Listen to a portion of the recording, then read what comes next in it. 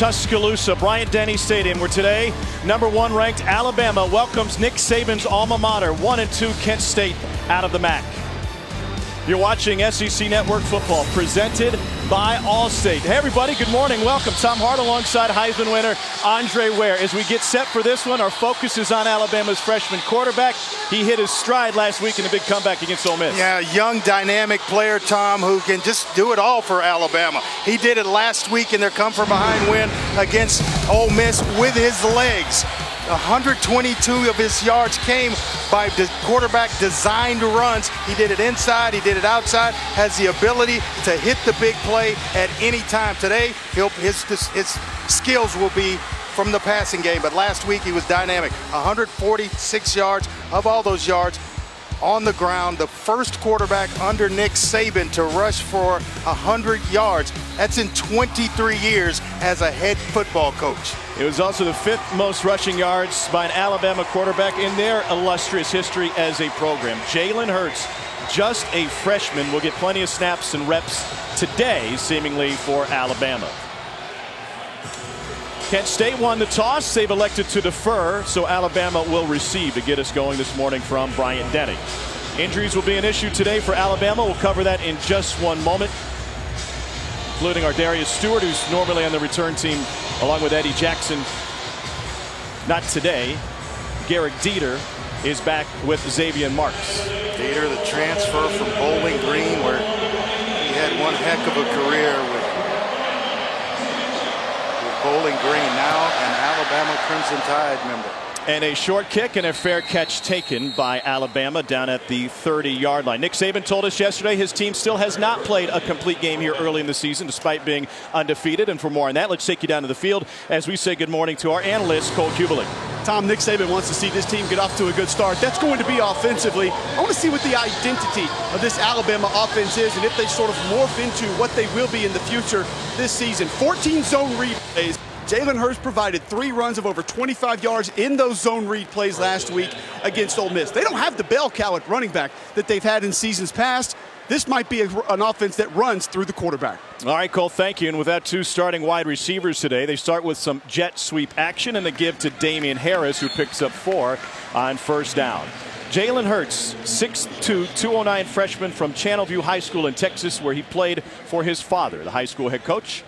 He's been responsible for 6 touchdowns thus far early in the season for Alabama. He did not start the season opener against USC. Calvin Ridley with the carry on the end around, and he picks up 7 for a first down. Najee Murray, the Ohio State transfer, with the tackle as we see Alabama's starters on offense. Yeah, Calvin Ridley, highest rated receiver in last year's class. The last 2 weeks, set it on fire. 17 receptions, 210 yards, and 2 touchdowns. This is Harris again. Harris tripped up as he gets to midfield, a gain of 9 on first down. James Alexander the stop.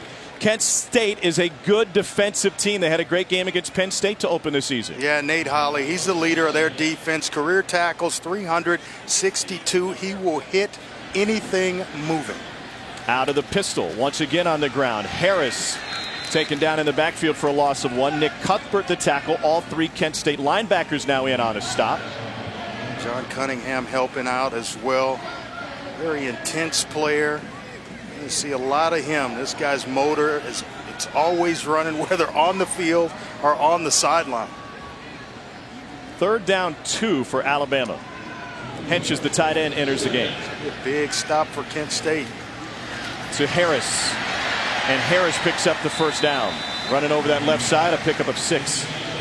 Slow to get to his feet is Damien Harris.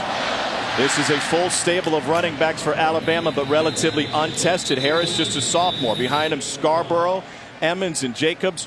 All 3 underclassmen behind Harris. Yeah, you're talking about a very talented young player. Just a sophomore, but hit low right around the ankle area. It seems to be what the Alabama medical staff is working on. And Cole made mention of that position. They're doing it running back by committee. It's usually 2.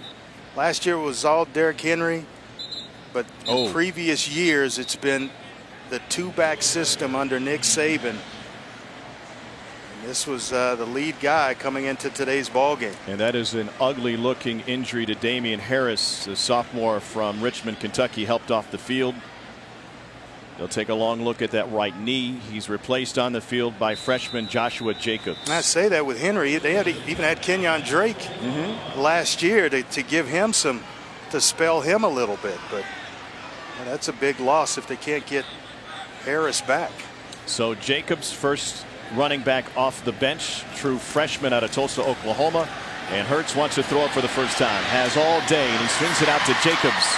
Makes the first man miss. Finally taken down by the second and third. A gain of 8 to the freshman Jacobs, his first catch. And Hurts is playing with a ton of confidence. There, everything's covered up down the field. This tells me that film study, he's learning the offense. Where do I check it down to when there's nowhere else to go in deep zone drops? Well, Joshua Jacobs sitting right there in front of Jalen Hurts. Nick Saban told us yesterday he thought Hurts was a little too dependent on his legs, so we'll see how often Lane Kiffin puts it on the air early in this one. Bo Scarborough now in running back. Hurts will keep this one on the right side. A blocker in front, paving the way down to the 20-yard line.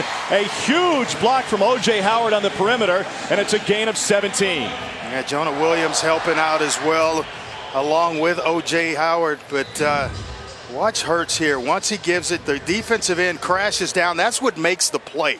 He crashes inside on the play fake. It allows Hurts the edge, and once you give up edge support, boy, you're going to have your way offensively. Opening drive for Alabama. Hurts again, another blocker out there. He's got the end zone. Touchdown, Jalen Hurts from 20 yards out.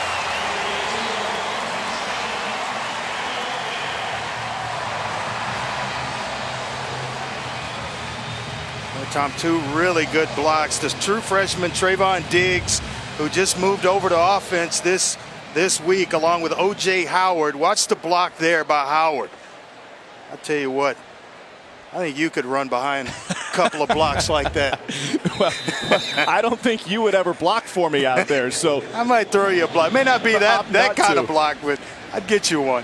Adam Griffith on to attempt the point after for Alabama. An 8-play, 70-yard drive. Exactly what they wanted, a quick start. This early start this morning from Tuscaloosa. Jalen Hurts, another touchdown. He's now responsible for 7 on the season, just a freshman. Tigers, Bulldogs, it's about to happen. Ain't nobody backing down. Last week against Ole Miss, a variation, the jet sweep worked for Alabama to perfection. Watch the middle linebacker false step just to the left enough to open things up for Damien Harris. They pull the guard and the tight end around, and now look at all that running room for Damien Harris. Right here, just a nice big hole in which to run through. It's just natural athletic ability at that point in time. We'll get back to the rest of that after the kickoff. Cavius Price deep in the end zone will take an either jet sweep. Sometimes can bum-fuzzle the opponent, the defense, and it worked on the opening drive for Alabama. Now, fast forward to a week later. They're going to motion down O.J. Howard, the tight end.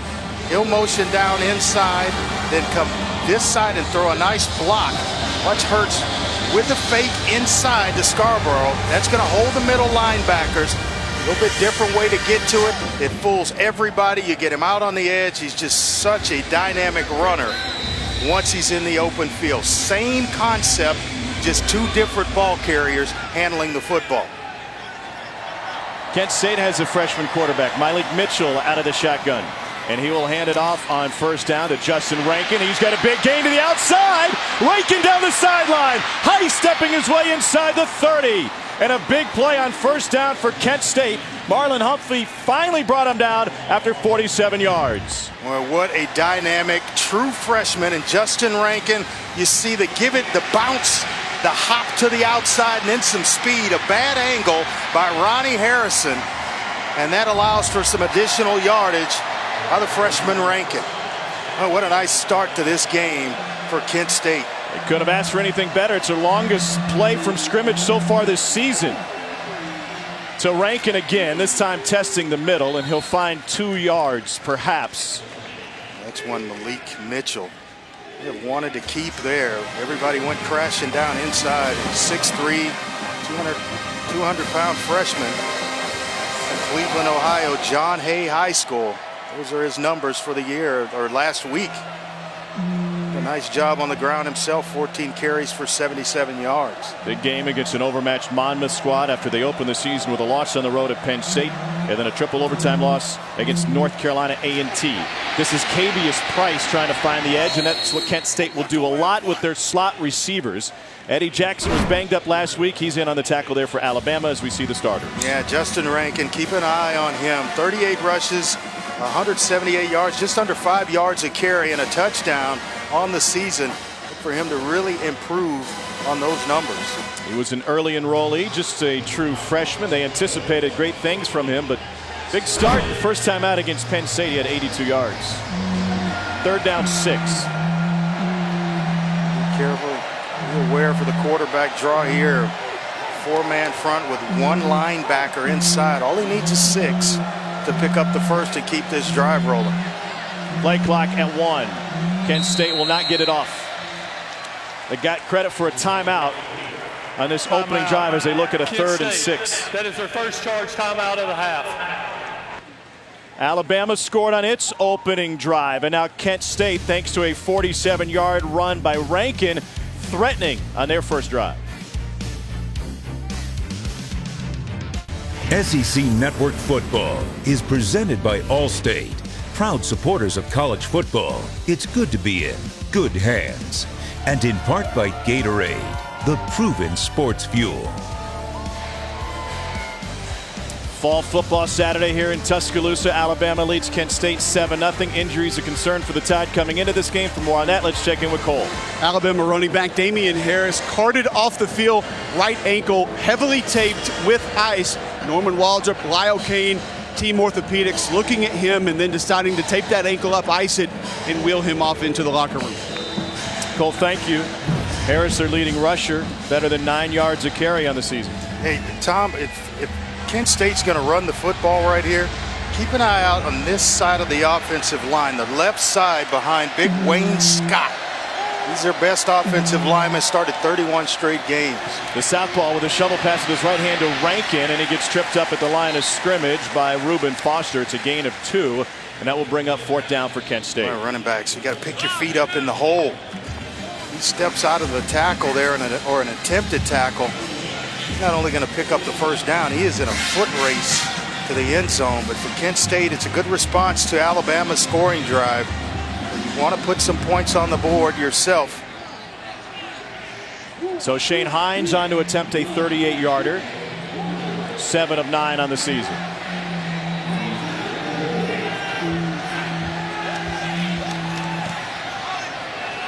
Wide right. Opening drive comes to an end for Kent State after 5 plays and 54 yards. 47 of those yards coming on 1 run by Justin Rankin. Nick Saban, the Kent State product, cut his teeth there as a coach under legendary Don James, the Hall of Famer, who later won a national championship at Washington. Asked him about Coach James' influence on his career and his life, and he stressed Coach James' organization and the process, which is a common word, of course, surrounding this program that has its basis to Coach Saban back in his time as a graduate assistant. We had a fun conversation with him yesterday. I said, what were your goals when you got into coaching? He kind of looked at me, laughed. He says, I was just trying not to get fired. So many guys in this industry, from one year to the next, guys are being replaced and fired. He said, I wanted a situation where I could have some success and stay long term. Play action, hurts a wobbler. Incomplete to Ridley. Tried to make a play. Now he is banged up, holding his hand as he gets to his feet. Well, and you already have Robert Foster sideline for today, or Darius Stewart sideline, and then now Calvin Ridley. Hoping this is just maybe him getting the air knocked out of him here as he landed. Robert Foster, we're told, will miss today's game with a knee injury. Darius Stewart didn't finish the game against Ole Miss. He's also out with a knee injury. 2nd and 10 now. And they leave it on the ground for Joshua Jacobs. Jacobs going over the top of Nate Hawley, gain of 16. Tell you what, offensive coordinator Lane Kiffin, he is really fond of Joshua Jacobs. He's a natural runner who wasn't heavily recruited. They just kind of found him late in the process and couldn't believe that he was still on the board, offered him, and he decided to come right here to Alabama. Play action to him, and they swing it out to Howard. O.J. Howard, who had a remarkable postseason last year for the national champions, has a gain of 8. Well, I think he's the best tight end in football. There's some pretty good ones Wait a second. around the SEC. Yeah, if you just say he's the best in the SEC, then by proxy, it's probably the best in the nation. I don't know. This kid has, potential-wise, it's off the chart. So here's Jacobs again, bounces to the outside and tripped up. You mentioned Jacobs recruiting. When Alabama discovered him, he had standing offers from Air Force and New Mexico State. That was it. They wanted to bolster this freshman class when it came to running backs. And so they went out and saw him, but they only saw him playing basketball. Burton Burns, associate head coach and the running backs coach, saw him at a basketball practice with his high school team, said, hey, the height checks out, the weight checks out, the kid checks out. We don't know how he's under the radar. And now here he is playing a key role for Alabama, the #1 ranked team in the country. Well, that close to the program, Phil, he might be the best of all the backs. Play action again. Hurts flushed off the hands of Jacobs. And that's one you got to have. What a play, an athletic play by Jalen Hurts. But to go back a second to O.J. Howard, all the measurables are there. 6'6", 251. A lot of tight ends are the focal points of their offenses. Howard seems to play in a program where there are so many weapons that he's not the focal point of this offense. But I tell you what, it's all there. And the blocking has come along with the ability to catch passes down the field. Another mistake up front for Alabama. Alphonse Taylor in at right guard. Numerous false starts. On the offense, number 50, 5-yard penalty. It remains second down. Numerous false starts last week against Ole Miss, and this is an offensive line that they just want to see play better. Not that they're bad, they just want to see them play better. Eliminate the pre-snap penalties. I tell you what, the right tackle, keep an eye on him. Jonah Williams, Cole and I agree. He is going to be a fantastic player for a long time. To the outside, complete to Cam Sims. Pickup of 8.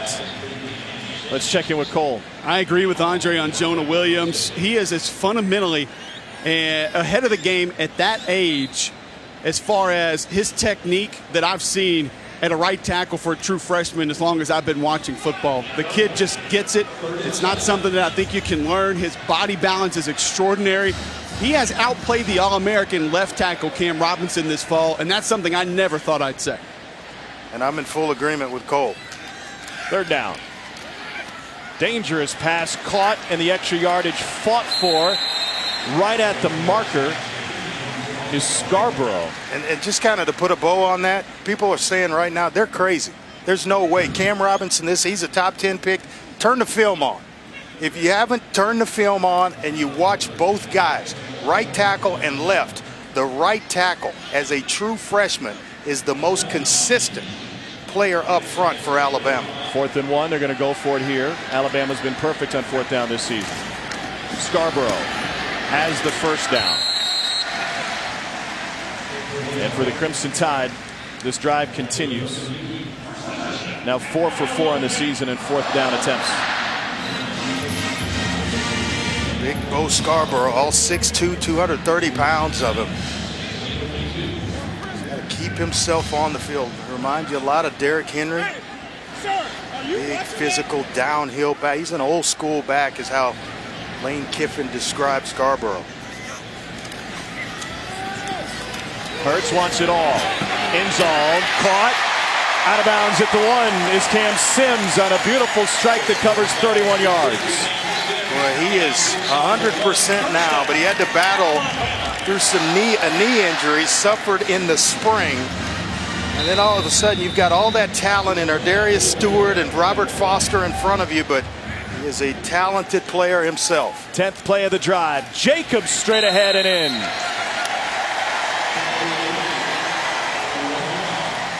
First rushing touchdown of the season for the freshman from Tulsa, Oklahoma. But what set it up was the pass to Cam Sims down the sideline. All of a sudden you can turn it around, have the luxury of a good solid offensive line that gets tremendous push up front to get Jacobs in the end zone. 10-play, 79-yard drive for Alabama on the Tide's second possession. Here's Adam Griffith, senior from Calhoun, Georgia. Cooper Bateman on the hold, and the kick's good. Alabama has had the ball twice. Crimson Tide has scored twice. Joshua Jacobs with his first touchdown, part of this Alabama program. Offensive plays for Alabama thus far, 11 of them on the ground, including Jalen Hurts. There's a rushing touchdown, and the Crimson Tide effective and efficient early. And he got O.J. Howard, nice block out on the edge. We talked about that. Really improving as a blocker, and then the pass to Cam Sims along the sideline set up a short run by Joshua Jacobs to move Alabama ahead 14-0. Good start for the freshman quarterback Jalen Hurts, and this Alabama team, Andre, this number leaps off the page, is perfect for the season. 15 for 15 in the red zone. Here's Cavius Price from the 6. Will recover, only in time to get popped and drilled at the 11. The Tide swarm there. They're so fast and so athletic that you cannot have a false step or bobble a kickoff return. They are on you. So Malik Mitchell comes back out with his Kent State offense against North Carolina A&T. He threw for 3 touchdowns. That was the most in a game for any Kent State quarterback since Josh Cribbs did it back in 2004. They've had an interesting history at the quarterback position, including Julian Edelman. Thought he might get some snaps Thursday night for the Patriots. He might get some next Sunday at the rate they're being injured. Here's Rankin on the left side. Kobe Brissett was injured at the tail end of that game. No gain for Kent State. Daron Payne in on the stop for Alabama. Boy, this is a sensational defense. Malik Mitchell got Kent State off to a great start along with Justin Rankin. He missed one read. I'll bet you watching the film tomorrow he's going to want back where he shows it inside. Should have pulled it. He may have walked to the end zone. Kent State likely to play 2 quarterbacks today, including George Bullis. Rankin nothing doing there, swallowed up by Dalvin Tomlinson. You saw that number previously. Alabama's so good against the run. Keep in mind today 47 of those rushing yards came on 1 play. Being a little conservative here, and understandably so, being inside your own 15-yard line to start a drive against this Alabama defense. You don't want to make a mistake. Turn it over and or give Alabama a short field in which to score again. 7 non-offensive touchdowns for Alabama over the last 5 games, 3 of them against Ole Miss last week. The difference in that game. 3rd down 9. Mitchell, the lefty, heaves one downfield too much, too strong, trying to find Nick Holley. Tell you what, if I'm Mitchell, I'm leaving Eddie Jackson's side of it in a 2-deep look alone. I'll go to Ronnie Harrison's side because he's struggled the last couple of weeks in coverages. Busted a couple of coverages last week against Ole Miss. That's the side I'm going to pick on. Because that Jackson is just a phenomenal athlete who has really become one of the better safeties in the country.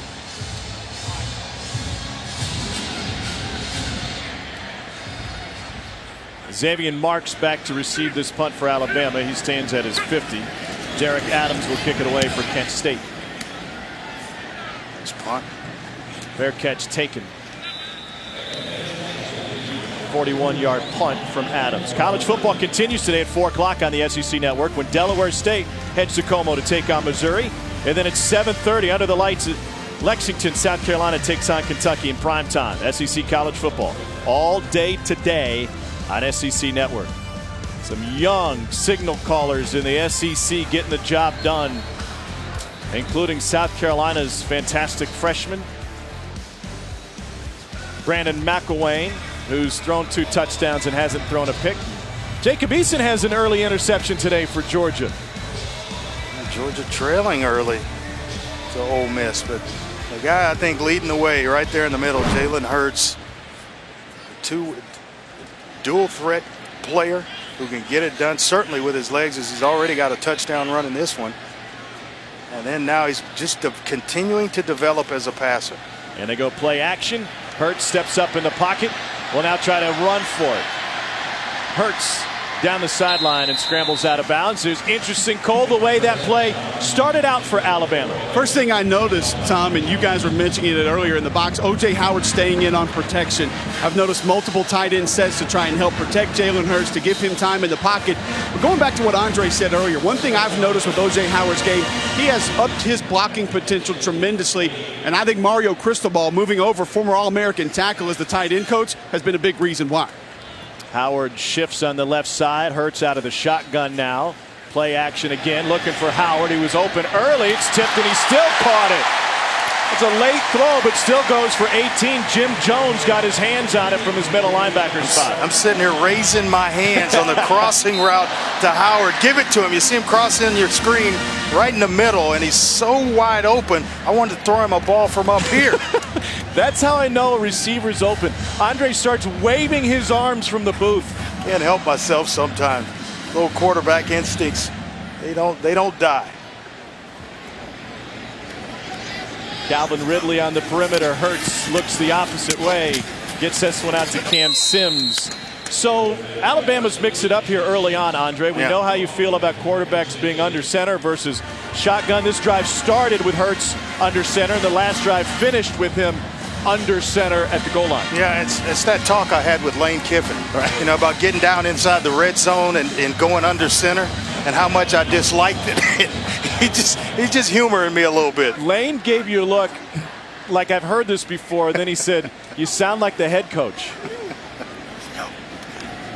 On 2nd and 4, slow developing, not for long. Joshua Jacobs fighting his way through. Touchdown for the freshman from 24. He got into the end zone, but he left his shoe in the field of play. What a talented player. Watch the blocking up front, pulling the left guard, the tight end right there sealing things off. And then now it's just one-on-one, which is all you could ever ask for on the third level with a running back and a safety. And Jacobs losing the shoe right there, coming out of the shoe and still finding his way into the end zone. 4 carries, 51 yards, and 2 touchdowns for this kid who was barely recruited coming out of McLean High School in Tulsa, Oklahoma. 4 plays, 55 yards. Joshua Jacobs has 2 touchdowns today. We're not yet out of the first quarter. This young fella's running right out of his Nikes.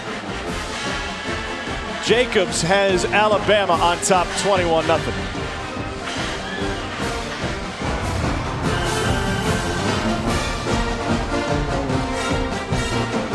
For 124 yards and 3 touchdowns in this one. We're not yet out of the first quarter, 21-0 tied. First 3 games for Joshua Jacobs, only had 7 carries and didn't score. Today, after Damian Harris left the game due to a leg injury in the first quarter, Jacobs has taken over. Just a little bit of taste. Once you taste it, you start to taste Saturday afternoons, it becomes contagious, and you want on the field a little bit more. So when you're out there, you're going to perform a little bit better. That's exactly what's happening to Joshua Jacobs right now. You might look at this game coming in from an Alabama perspective and ask yourself, well, what's to gain? Well, competition is so strong at every position for Nick Saban's program that you can earn snaps during the week. There's no doubt about it. But when you can earn snaps in a game, that carries over, can carry you through the entire season. And it helps to build depth. I mean, in a game like this, we're going to see a lot of players for the Crimson Tide throughout most of the afternoon, and that's going to create a lot of depth going forward that this coaching staff will be able to lean on throughout the 26-16 season.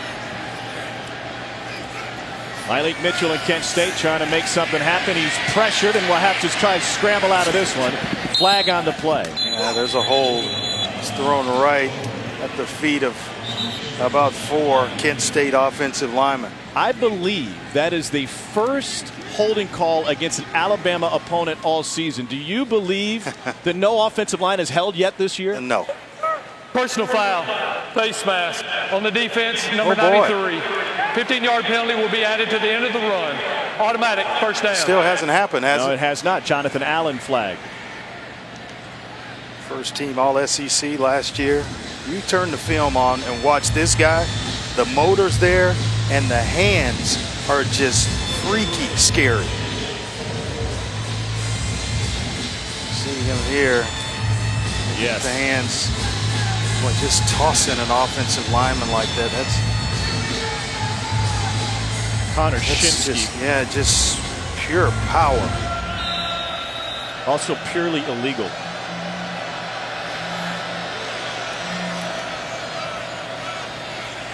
Rankin couldn't quite find the edge. Forced out of bounds by Ronnie Harrison from his safety spot. Gain of 1.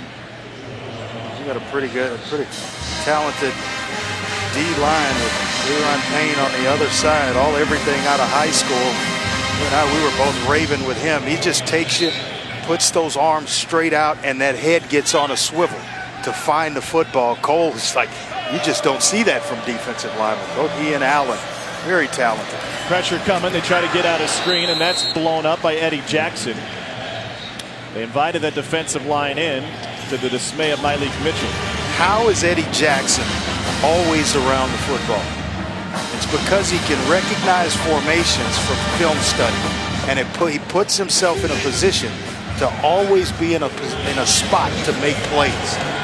It's a lot of work right there to just diagnose formations and then end up right where the ball's going. 4-man rush on 3rd and 9. Incomplete off the hands of Rankin.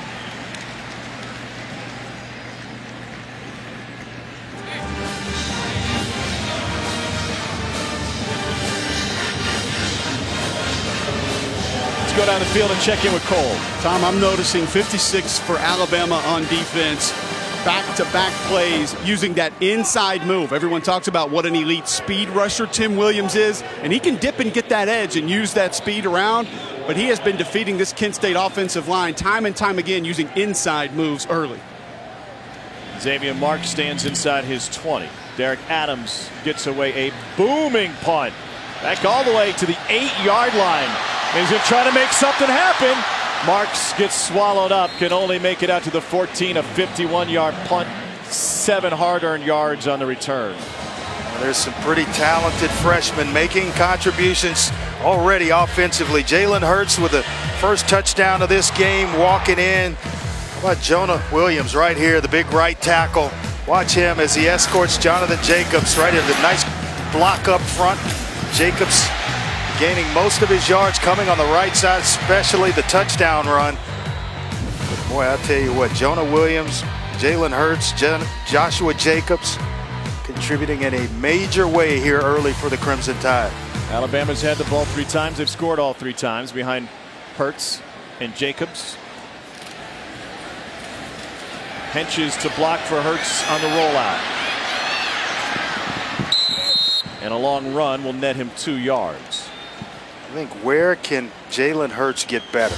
We know he can run the football, and then now it's just developing even more so as a pocket passer, eliminating, and rather than rolling, sit in the pocket, find where you're protected, slide to it, keep your eyes down the field. All those things are going to come. Even the quick passing game, slants, hitches, curls, out routes, getting them out a little bit faster. B.J. Emmons in at tailback. Here's Emmons on the touch, got blockers in front. He's got a first down, and now he has a sideline. Hard hit from Nate Holley to force him out after 17. Boy, Garrett Dieter in an open field block.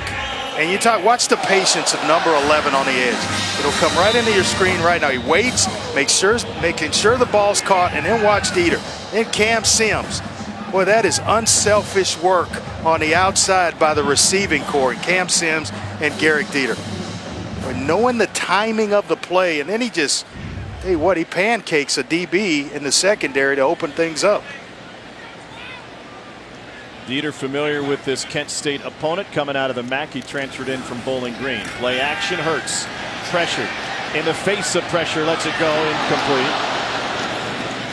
Trayvon Diggs on the deep route. We had a fun discussion with Dieter yesterday. He said his dad is a big New York Yankees fan. He got a brother named Nolan after Nolan Ryan. Another one named after Thurman Munson. Thurman is after Thurman Munson. By the way, former Kent State baseball player, the late great Thurman Munson. He was on the diamond at Kent State just a handful of years before Nick Saban played both baseball and football there. 2nd and 10. Toss to Bo Scarborough. Scarborough tripped up. Out there blocking for him was Calvin Ridley, and he had to hurdle him after picking up 14, and now Scarborough on the turf. Yeah, and this is unfortunate. He missed 4 games last year rehabbing a knee injury.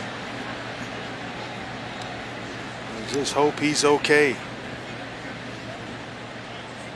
Played for Chris Wenke at IMG in 2013, but before that the #1 ranked player in the state of Alabama in Northport, Alabama.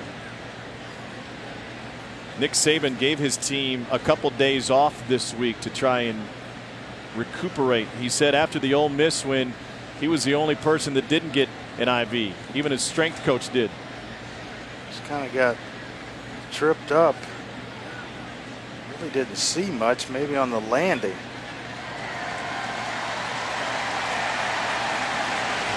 The intended tackler there came in, and he actually missed as Scarborough started to hurdle it.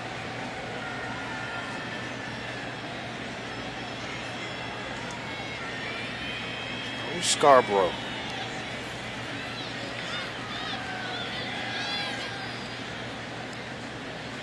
It's a big young man to get in front of and try to tackle. They've already lost Damien Harris for this game due to a leg injury. Now Joshua Jacobs back in, and a low snap. Hurts trying to make something out of it, and he'll wisely chuck this one to the sideline. And that's where he's got that you can't really teach, the calmness under pressure. With a defender barreling down on him, it's a smart thing to do. Throw it away. He's a 61 complete. He has 61 completion, or his percentage is 61%, and a lot of it are plays like this where he's not going to force it, just throw it out of bounds, come back on 2nd down.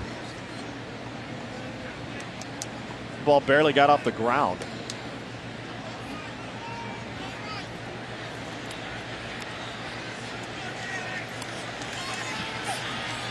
To the outside, and Sims, 2nd effort to spin it upfield. Gain of 9. Be just short of the marker. What a nice inside move and then spin back outside away from where defenders are closing inside out. That's how you run a hitch. Howard in motion. Here's Jacobs, another Alabama 1st down, and another big run for Joshua Jacobs. Montez McRae in on the stop, along with Jim Jones for Kent State. 16 yards on that one for Jacobs. He is a talented young player.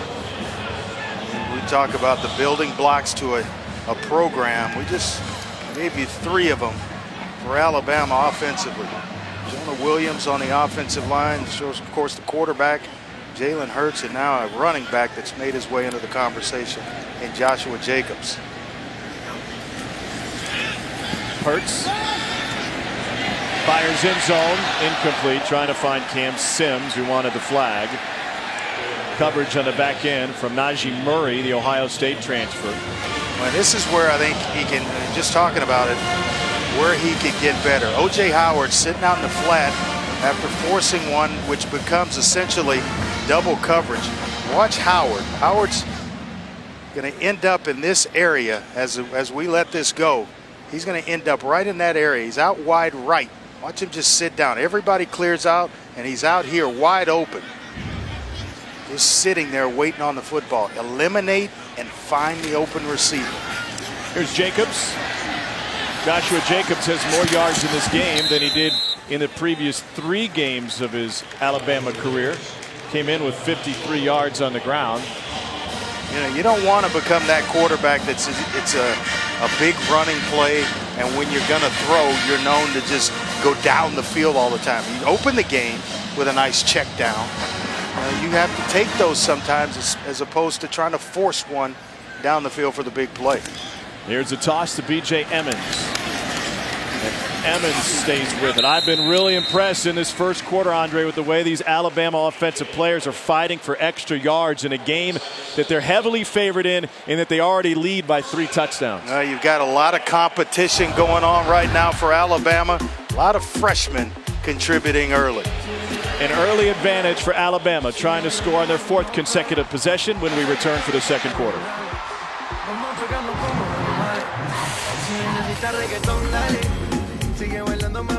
Scored on every possession to start this game as we open the second quarter. They're looking to do the same on their 4th possession of the game. Been buoyed by big plays, 8 of them of 15 yards or more. And after that big run by Kent State in the first play from scrimmage, Nick Saban's defense has shut down the Golden Flashes. He talked about playing a complete game from start to finish. Well, that may not be good for the opponents that they're facing, but certainly off to a good start in that area today. He said, we haven't done it yet this season. This is the 11th play of the drive. To the fade. Wow, big hit on Calvin Ridley coming from Nate Holley, and Ridley's on his back. And Nate Holley. The officials talking in the back of the end zone, but he is a hitting machine. We talked about it. He's also one of the most productive defensive players in the country, 2nd in the country at nearly 16 tackles a game. And last year he had a heck of a finish to the 2015 season where he had 15+ tackles. Targeting on the defense, number 7. The previous play is under further review. What do you got on that one? Well, he's not calling it on Nate Holley. Well, he's 18, so it's not the back end of what happened with Calvin Ridley. Well, he can obviously correct that, and I think it should. If anybody, obviously it was Holley, but it seemed more like almost like a flyby. Yeah, I mean, you could see him almost pulling up. I didn't think there was any chance that it's targeting, and he said number 7, so I didn't think it was Holley. There is no 7 in on the play, so watch 18. Misspeak by our official today. Remember, I don't think that's targeting at all. They don't even, the helmets don't make contact. He's going through the arms and the chest of Calvin Ridley. I'd be surprised.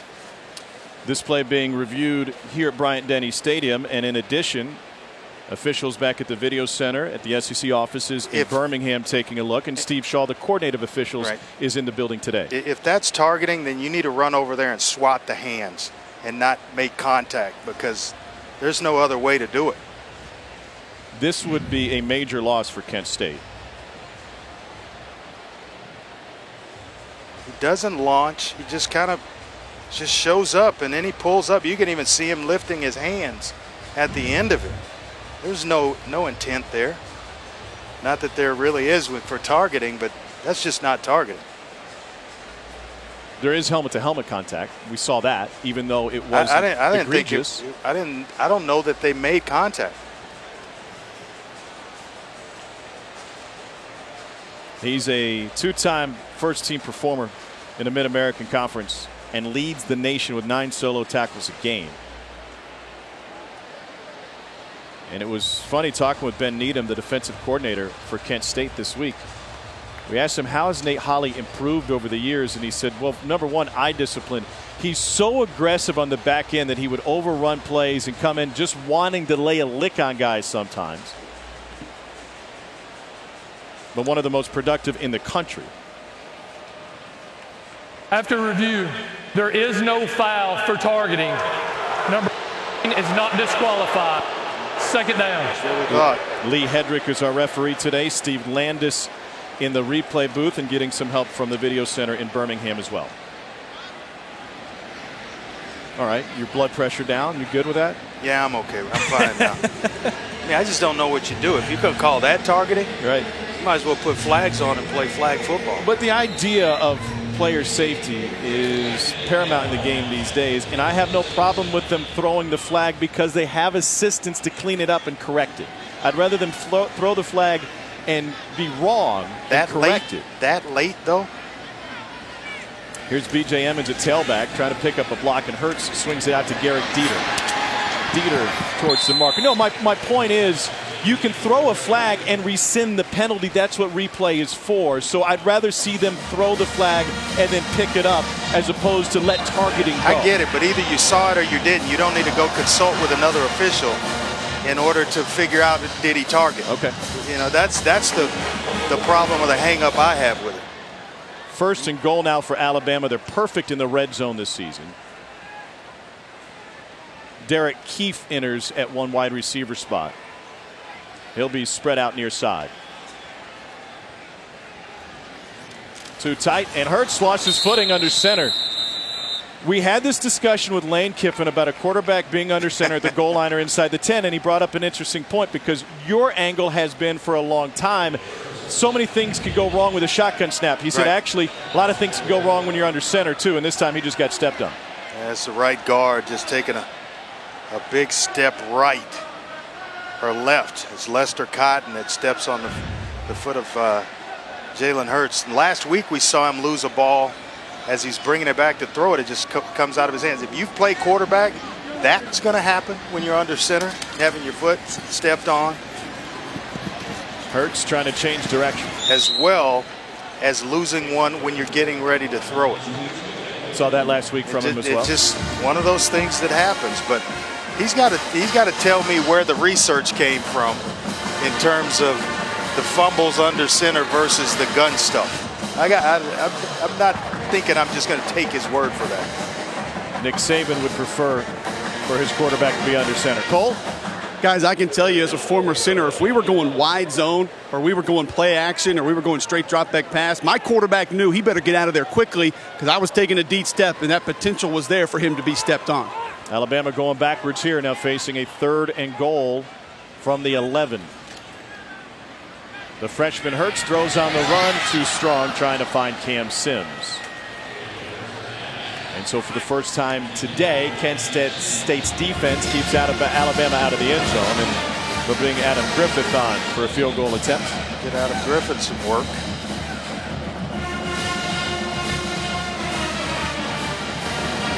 This field goal, Adam Griffith would pass Trent Richardson, become 8th all-time on the scoring list here at Alabama. This is a 29-yard attempt. He hasn't missed from inside 40 this season.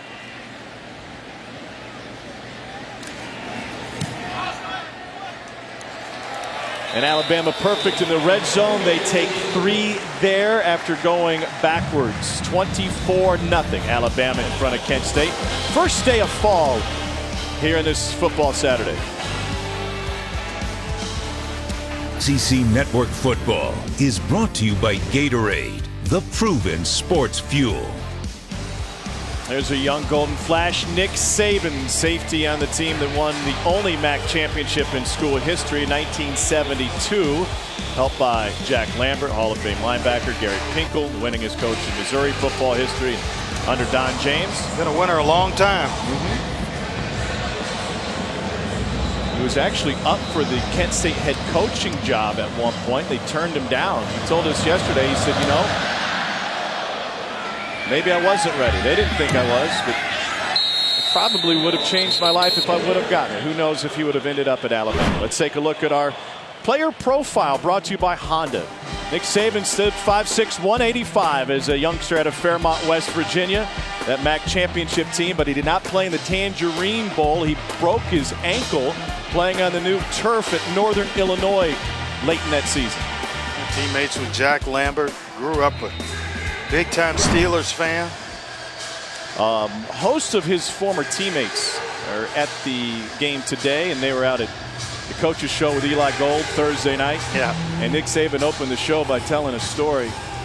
He said, you know, Monday I'm standing in front of the mirror shaving, and Miss Terry sidles in and gets right up next to me as Kent State runs a reverse here with Kavion Price.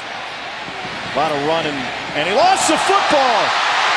Picked up by Alabama. That was going nowhere. Then he coughed it up, and he puts it right in the Tide's hands.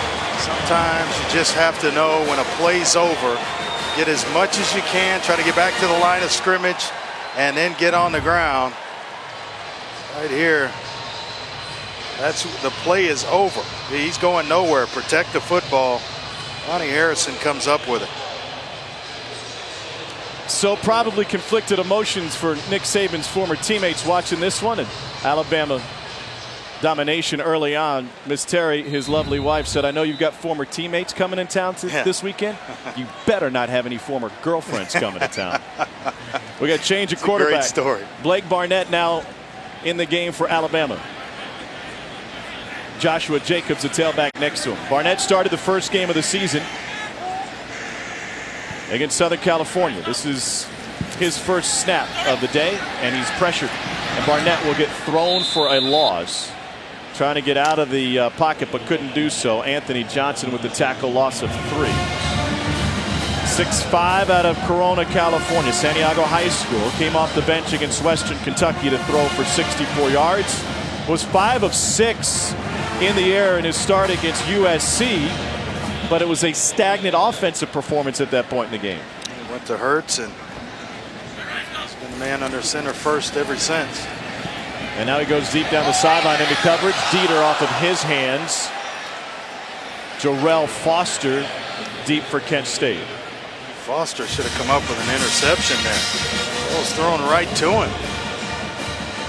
See here, forcing it into coverage. Bad angle by Foster. Actually jumps a little bit too early.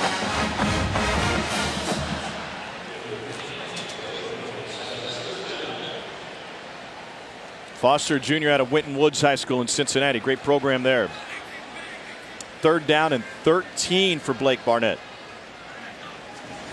Kent State brings pressure from the edge. Barnett already sacked once, gets tripped up, and he's sacked for the 2nd time. And after scoring on its first 3 drives, Alabama going backwards on the previous 2. Anthony Johnson brought the pressure that time. I guess this quarterback competition has just kind of continued. You jump up 24-0. This one, I think you have an opportunity to continue with Hurts, give him some more, or continue to develop him as a passer, coach him up. Everything doesn't have to be a big play. And I agree with you that reps are valuable for a guy like Jalen Hurts, but if you're Nick Saban and you've seen guys go down last week, you've seen injuries today, you already have a 3+ touchdown lead. As Johnson leaves after his 2nd sack of this possession, you might want to put Jalen Hurts in bubble wrap. My theory, generally, I don't know that it falls true in this game, but generally you haven't scored enough points for me in the first half of a game. You haven't gotten enough work in the first half of a football game. That's what the second half is for. 49-yard attempt for Adam Griffith. First 20 plays of the game for Alabama, they had 209 yards. The next 20, they've netted just 69 yards.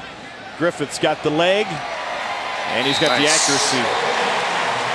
Second field goal today for Adam Griffith. 28 and 48 yards out, 27-0. Now let's take a look at Playing with Style, brought to you by Belk. An early touchdown run by Jalen Hurts. Nice blocking up front, O.J. Howard. And here, Scarborough. Jacobs getting in the action, and then the big true freshman right tackle Jonah Williams throwing a nice block to free him up for his 2nd touchdown run. But Joshua Jacobs off to a good start. Jonah Williams, and then certainly Jalen Hurts. But there's Jacobs, his afternoon. First 3 games, only 7 carries today. 6 for 75 yards, and has found the end zone on 2 occasions. All Alabama this morning. Ernest Calhoun back to receive this one. From the 1. Calhoun out past the 20, 27-0 here. Let's head to the studio and check in for the first time today with Peter Burns. Monster start, already up 17-0. Then it's Chad Kelly to DeMarcus Lodge, 55 yards. Ole Miss up 24-0 over Georgia. Wow. Does that surprise you, Dre? No. Ole Miss is a good football team, and they faced 2 tough opponents early in the season in Florida State and then last week against Alabama, and they're going to just take it out on Georgia, who I think, the surprise is just Georgia's play. They've been able to squeak out wins, but just not look very impressive. Malik Mitchell lets it go complete, and Will Matthews got welcomed by Ronnie Harrison. Let's check in with Cole quickly. Alabama running back Damien Harris reportedly out for this game. Saw him taken to the locker room, ankle taped with ice. He will not return. All right, thank you, Cole. And now Ronnie Harrison, a little banged up after that big hit. The sophomore from Tallahassee, Florida, favoring his left arm, maybe his left shoulder. 2nd down and 3. Reuben Foster is the quarterback of that Alabama defense. Low snap, pressured by Minkah Fitzpatrick, and Malik Mitchell thrown for a loss. They'll give him forward progress at the 21. It's a loss of 8. They bring Minkah Fitzpatrick, and he's able to get there with the snap as it throws the timing of the playoff. See it here, a little low. That's the 2nd one. It's hard to handle. You got a free rusher coming off the edge. You can't gather it fast enough and get it out. 3rd down and 11. Fitzpatrick with his first sack of the season. Nick Saban admitted, say, listen, Minkah did not have a great game against Ole Miss, but let's judge this kid based on what he did all of last year, starting every game en route to a national championship. Pressured again. And another sack. It was started by Reuben Foster, cleaned up by Ryan Anderson. The 2 linebackers teaming up. Foster applied the initial pressure, and once Mitchell was able to spin out of the trouble, here comes Ryan Anderson. They're just too fast defensively. When you make a mistake or one slows you down, there's always someone there to clean you up. Nice pass rush off the edge by Reuben Foster. He is relentless.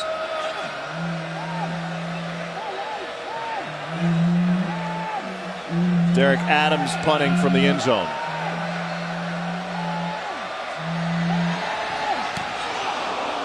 Almost got it. And Marks lets it take a big hop. And it will trickle back into Alabama territory inside the 40. Cole, we're noticing there on that last possession by Kent State that Stefano Millen has a very interesting delivery with that shotgun snap. Absolutely, and you have to think about the fact that, to me, snapping the football, just like throwing the football. So it's going to roll off your fingers just like that. It's a humid day. It's a hot day. And the fact that some of that sweat can be dripping off your helmet, getting onto the football, very difficult to keep your hand dry on days like today. One reason that ball could be slipping out a little bit early and coming back low to the quarterback. All right, thank you, Cole. We've seen low snaps from both sides, but not to look at how he's holding the cone of the ball. He doesn't snap it the way Cole would snap it, where it spins back. He takes the nose of the ball and just kind of flicks it back there, where it almost knuckleballs back to the quarterback. Blake Barnett operating on the shotgun behind Bradley Bozeman. And catch made, great hands by Calvin Ridley. So that's by design then, that he's flipping it back there instead of, like Cole was talking about, when I was in high school playing quarterback, we were under center. Our center used to snap it that way when I was under. So there's plenty of different ways to get the job done. Get Cole's take on it in just a moment. Joshua Jacobs in at running back, trying to stretch this one out. Cole, if I were the quarterback, I'm just speaking from Andre's perspective, and Reuben Foster's on the other side, I want that ball as quickly as possible. Don't throw me a changeup back there. What do you see? I think that's one of the reasons that teams go to snapping the football by grabbing the nose the way that you're describing it, is you get that knuckleball action, and by default, it takes a little velocity off of the football. When you snap the way I was showing, that's when you get the spiral. That's when the ball comes back a little more quickly, but also, if that thing's off left, right, high, low, it's going left, right, high, low in a hurry as well. Good point. Barnett gets turned around again and finally dumps it off and finds Joshua Jacobs. Something out of nothing there. Nate Holley, the stop, gain of 15. Well, that's the presence in mind and know where your safety valve is. As soon as Blake Barnett spun around, he was looking for the safety valve. Where is Joshua Jacobs located? Saw him, eyes down the field, nice catchable ball, and then it's off to the races in the open field. Boy, is he good with the ball in his hands after the catch or after the handoff. They have something with Jacobs. Sims in motion, showing the jet sweep. B.J. Emmons on the right side. Holly and Cuthbert in on the tackle for Kent State. Nick Cuthbert, another stop today. He's a Georgia Tech transfer. Was there in 2012 as a walk-on. Academic All-American, and he's on the Werfel Trophy list. He's a nominee for the Campbell Award, the AFCA Good Works Team, and the Burlsworth Trophy. 6 tackles today for Cuthbert to go along with a 4.0 GPA. Andre, as an undergraduate, he only got 1B. I thought you were going to ask me, did I have a 4.0? The answer to that was no. I got 1B. Over the middle, complete. Here's Howard. Touchdown, Alabama, 34 yards. Same exact play that was tipped earlier in the game. It was going left to right earlier. They flipped the formation. Does Lane Kiffin. He brings Howard from left to right this time. You see the middle of the field open. It was a line shot. This one's got a little air under it.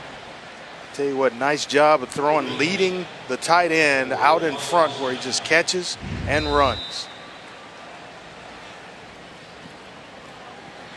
5 plays and 61 yards. Griffith adds the point after. He was the offensive MVP of the national championship game. O.J. Howard ran right past the Clemson defense. So Kent State, you have good company. Not many people can keep up with that guy.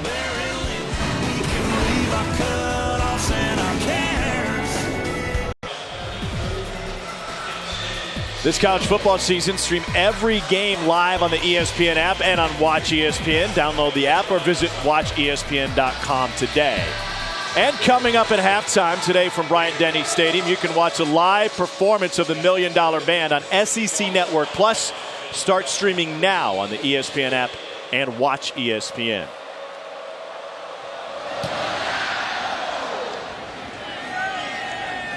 Calhoun will watch that one go out of bounds at the 1, and so a flag on the play, and that will give Kent State good field position on the kickoff out of bounds.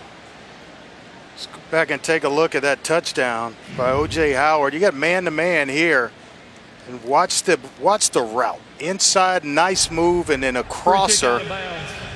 On the kicking team, the ball will be placed. Watch where the ball's placed. Pretty tight coverage, but the throw actually creates more separation. And then just speed by O.J. Howard at 6'6", 251. Amazing the speed a player with his size has, just pulling away. That's pretty. Can Barnett get him the ball earlier in that situation, or does he have to look off the safety before he goes to it? Well, he has to make sure it's clear. So you want to hold a safety that's there to the backside and then allow for an even larger throwing lane. Then it's just a matter of putting it in a window. And I think the timing was perfect, and the ball placement even better. Miles Washington in at tailback for Kent State now. Washington takes it left side and only picks up 1. It's a Kent State team that was dead last in the country in scoring last season. They're trying to find some offense under Don Treadwell, former head coach at Miami and former offensive coordinator for Mark D'Antonio at Michigan State. Under head coach Paul Haynes, who's a Kent State product. He played there back in the late 80s, early 90s. Glenn Mason was his head coach early in his career. Haynes was a walk-on in the Kent State program.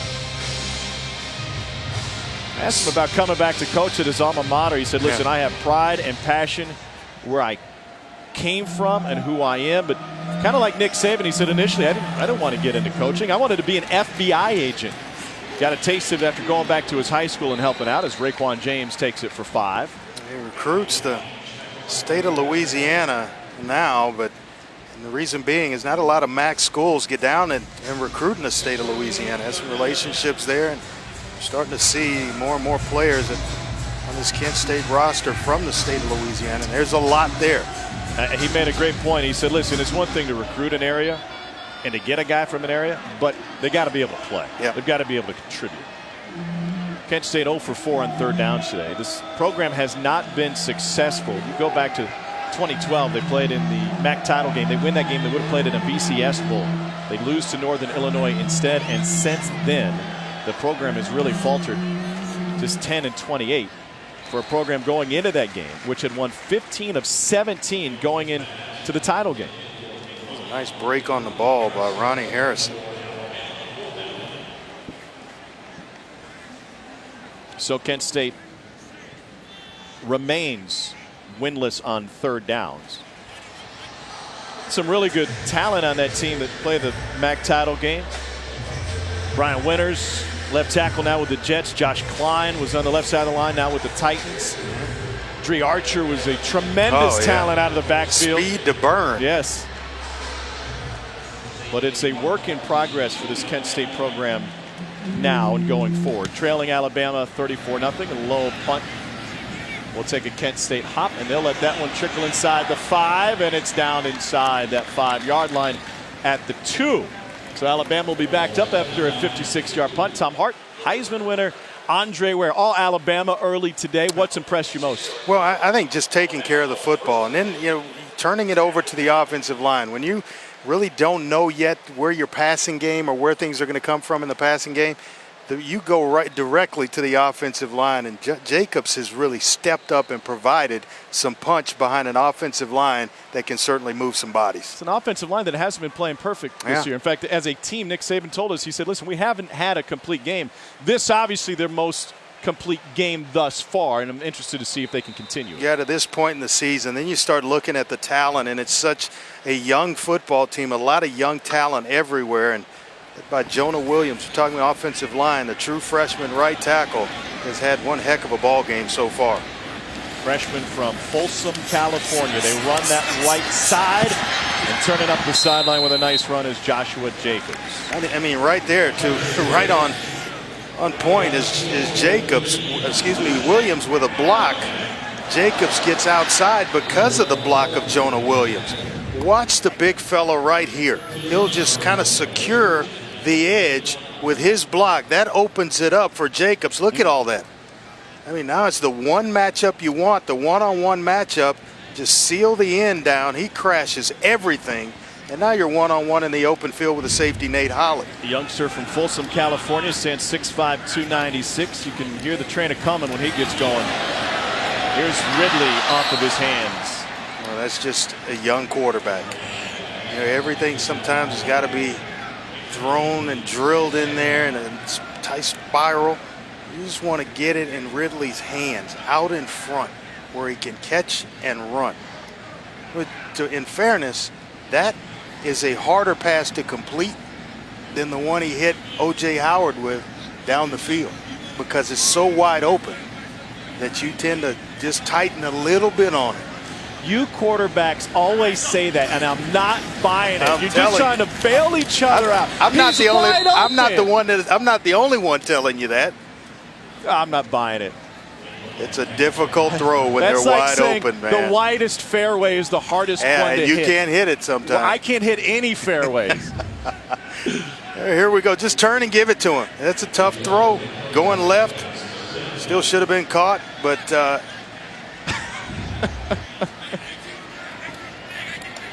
all right, maybe I bailed him out a little bit on that one.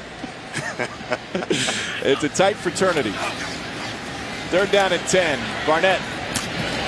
Tried to thread it in there. And Daryl Marshall was all over Trayvon Diggs. Big move for Trayvon Diggs, who's been practicing both offense and defense until Tuesday this week, to come over and try to acclimate himself to the offense. And we'll tell you later in this game how the signalers are helping Trayvon Diggs pick up the offense quicker on game day. I think he's going to be a sensational wide receiver. Lane Kiffin really went to battle to get him over from the defensive side of the football. Some reps and do a nice block in space earlier in this ball game. J.K. Scott to punt it away for the first time. Had a shank against Ole Miss, but otherwise dependable. And that one good for 46 yards on Mullen's first punt. What are you doing post game? Let's go get a milkshake. Maybe we can get one at the half. Barnard here, coming up on the Cooper Tire Halftime Report. Shocking game between Georgia Ole Miss. We get you caught up on that. Other SEC matchups, but what's your advice to the Tide right now? Play your backups and don't get anybody else hurt. I think that'll work, including you, Tom and Andre. Don't get hurt out there. All right, thanks, guys. Yeah, we're going to the bullpen for the second half in this one just to rest up for next week. I get cramps up here. It is a warm one. It's supposed to be fall. It doesn't feel like it, does it? No, not at all. This is middle of the summer weather. I want Brother Barnhart to tell us what's going on with Georgia today. We're going to hold off on that statue of their freshman quarterback.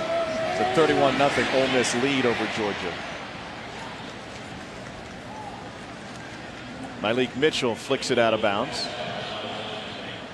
He has been under constant pressure. Such quickness up front for Alabama. You talked about Jonathan Allen and Daron Payne.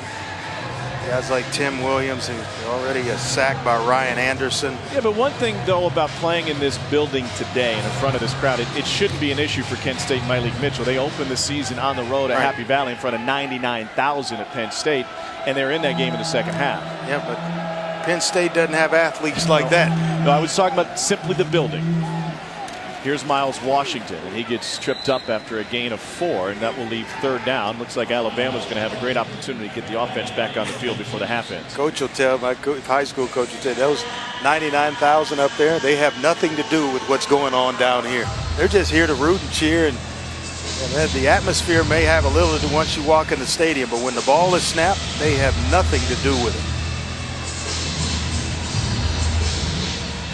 Kent State had 219 rush yards gained in their game against Penn State. Thus far today, 46 yards on 13 rushes. They have yet to convert a third down. Got a receiver open at the top here. Mitchell pressured. He's sacked again. Minkah Fitzpatrick had some help from Tim Williams. It's unfair to bring an extra man. Alabama gets enough pressure with only 4 rushers. That time they brought a 5th. And Malik Mitchell's holding his right arm as he heads off the field. The left-handed quarterback got driven into the turf. On a host of you. Fitzpatrick gets there first. Alabama. And there's Tim Williams along with Jonathan Allen to make sure that he doesn't get away. But Will be a 30-second sometimes blitzes are run for timing purposes. Tim Williams last year got quarterback pressures every 2.8 snaps, the most efficient pass rusher in the country. Cole, there's some monsters up front for Bama. You know what I was thinking before that play was snap time, and I don't know if you guys noticed it, but Tim Williams came jogging out on third down. If I'm a Kent State offensive lineman, how are you feeling when you roll out of that huddle and you see 56 lined up outside you and you're the left tackle and hasn't been playing this series? So not only is it a Tim Williams, it's a fresh Tim Williams that you have to go try and protect your quarterback in front of. It's one of the things that Jeremy Pruitt talked to us about yesterday, keeping guys fresh. And so the question, especially after so many starters were out at the end of the Ole Miss game, was how do we keep them fresh? Would we rather have our starters in the game in the fourth quarter and therefore take snaps away from them in the second, or the other way around? They're learning that they want to take some snaps away from them early, and a fresh Tim Williams may have driven Mitchell out of the game. Remove Minkah Fitzpatrick in the blitz, and Tim Williams is there to make a sack. I mean, he's getting ready to hit the quarterback as well, about the same time that Fitzpatrick hit him. Xavier Marks from the 25. Nice vision. Marks to the 40, looking for a block. He's got it, he's got help. Xavier Marks got to beat the punter. He beat the punter. Touchdown, Alabama. 75-yard return.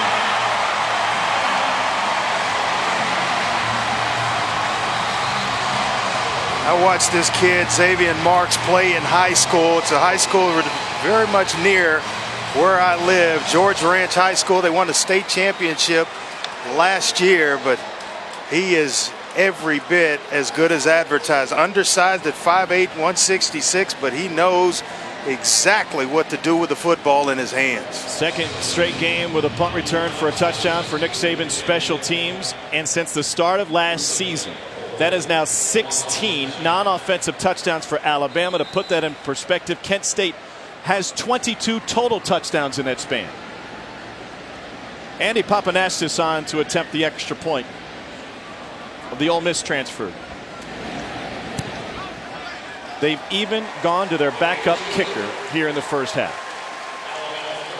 So Xavier Marks.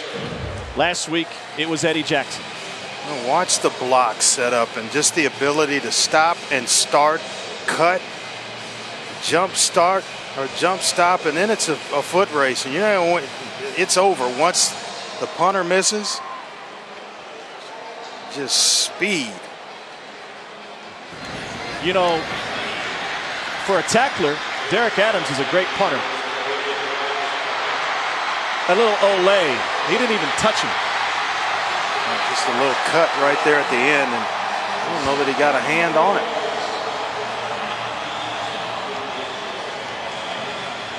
And a mosh pit in the back of the end zone, congratulating Marks, who got the opportunity today because Eddie Jackson has been banged up in practice. We didn't know if Eddie Jackson was even going to be out there in his safety spot, so they took him off punt return and gave Marks the opportunity. Kent State will get the ball back. Not sure if they want it. Second quarter, 4 possessions. They've run 10 plays and they've lost 9 yards. And it was an axe last week. Now it's a sledgehammer. At least the edges aren't as sharp. There's talent all the way through this Alabama football team. Papanastis to kick it off. Ernest Calhoun scoops it at the 10. Dynamic young dynamic veteran player for this Kent State program gets it out to the 25-yard line. You know, we were talking last night, production meeting while we're having dinner, and you just think about this for a second with Alabama. Most teams are running either walk-ons when you're in practice and you're working against the first team and you want to work, you know, offense against defense. You're working against walk-ons and backup players. When you're at Alabama, the offense is getting a look from 4 and 5 stars. So essentially, you're getting a de facto game each and every day in practice. Valuable reps. George Bolus now in a quarterback. And hungry players. Well, it's something we're talking with the director of athletics here, Bill Battle, before the game today. There's just so much to be earned if you're on the Alabama team, because you think about it 2 ways, Andre. The guys who are program players, if you want to think of it that like walk-ons, they want to be a part of this program for their entire life. And, and they earn that right by wearing this uniform. And the other guys who have bright futures on the field, they need to work every day to get better at the craft to get to the next level. And they have the talent to do so. But it's just competition on a daily basis that a lot of places can't replicate. You can't get the same look. So when you get ready to go play Ole Miss or whomever else it is that you're going to play, Auburn down the road, I mean, you have players that will give you a solid look and challenge each and every day. Sometimes by the time you get to game day, it's easier. The game's easier than practice.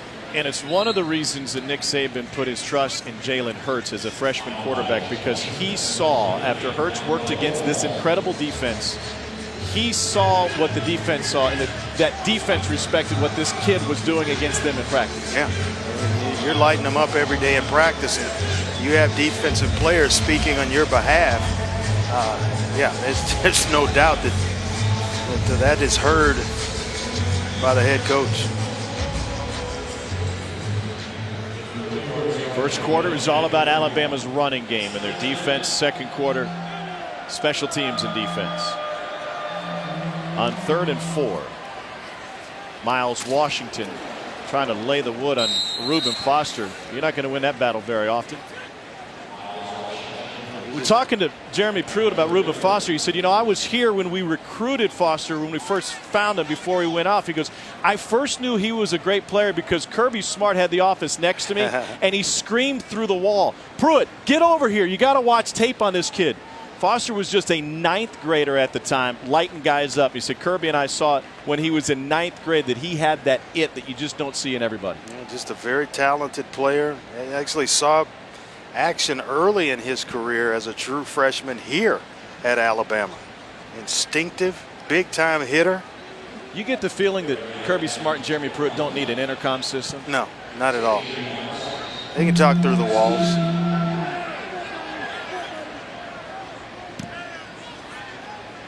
Marks took the last one for 75 yards in a score. He'll let this one pass by, and Hawley will down it inside the 2. Well, that's one he's got to field. Whether fair catch, whatever, you got to get over and get to that football, and that's exactly what Coach Saban's going to tell him right now. It turns into a 67-yard punt.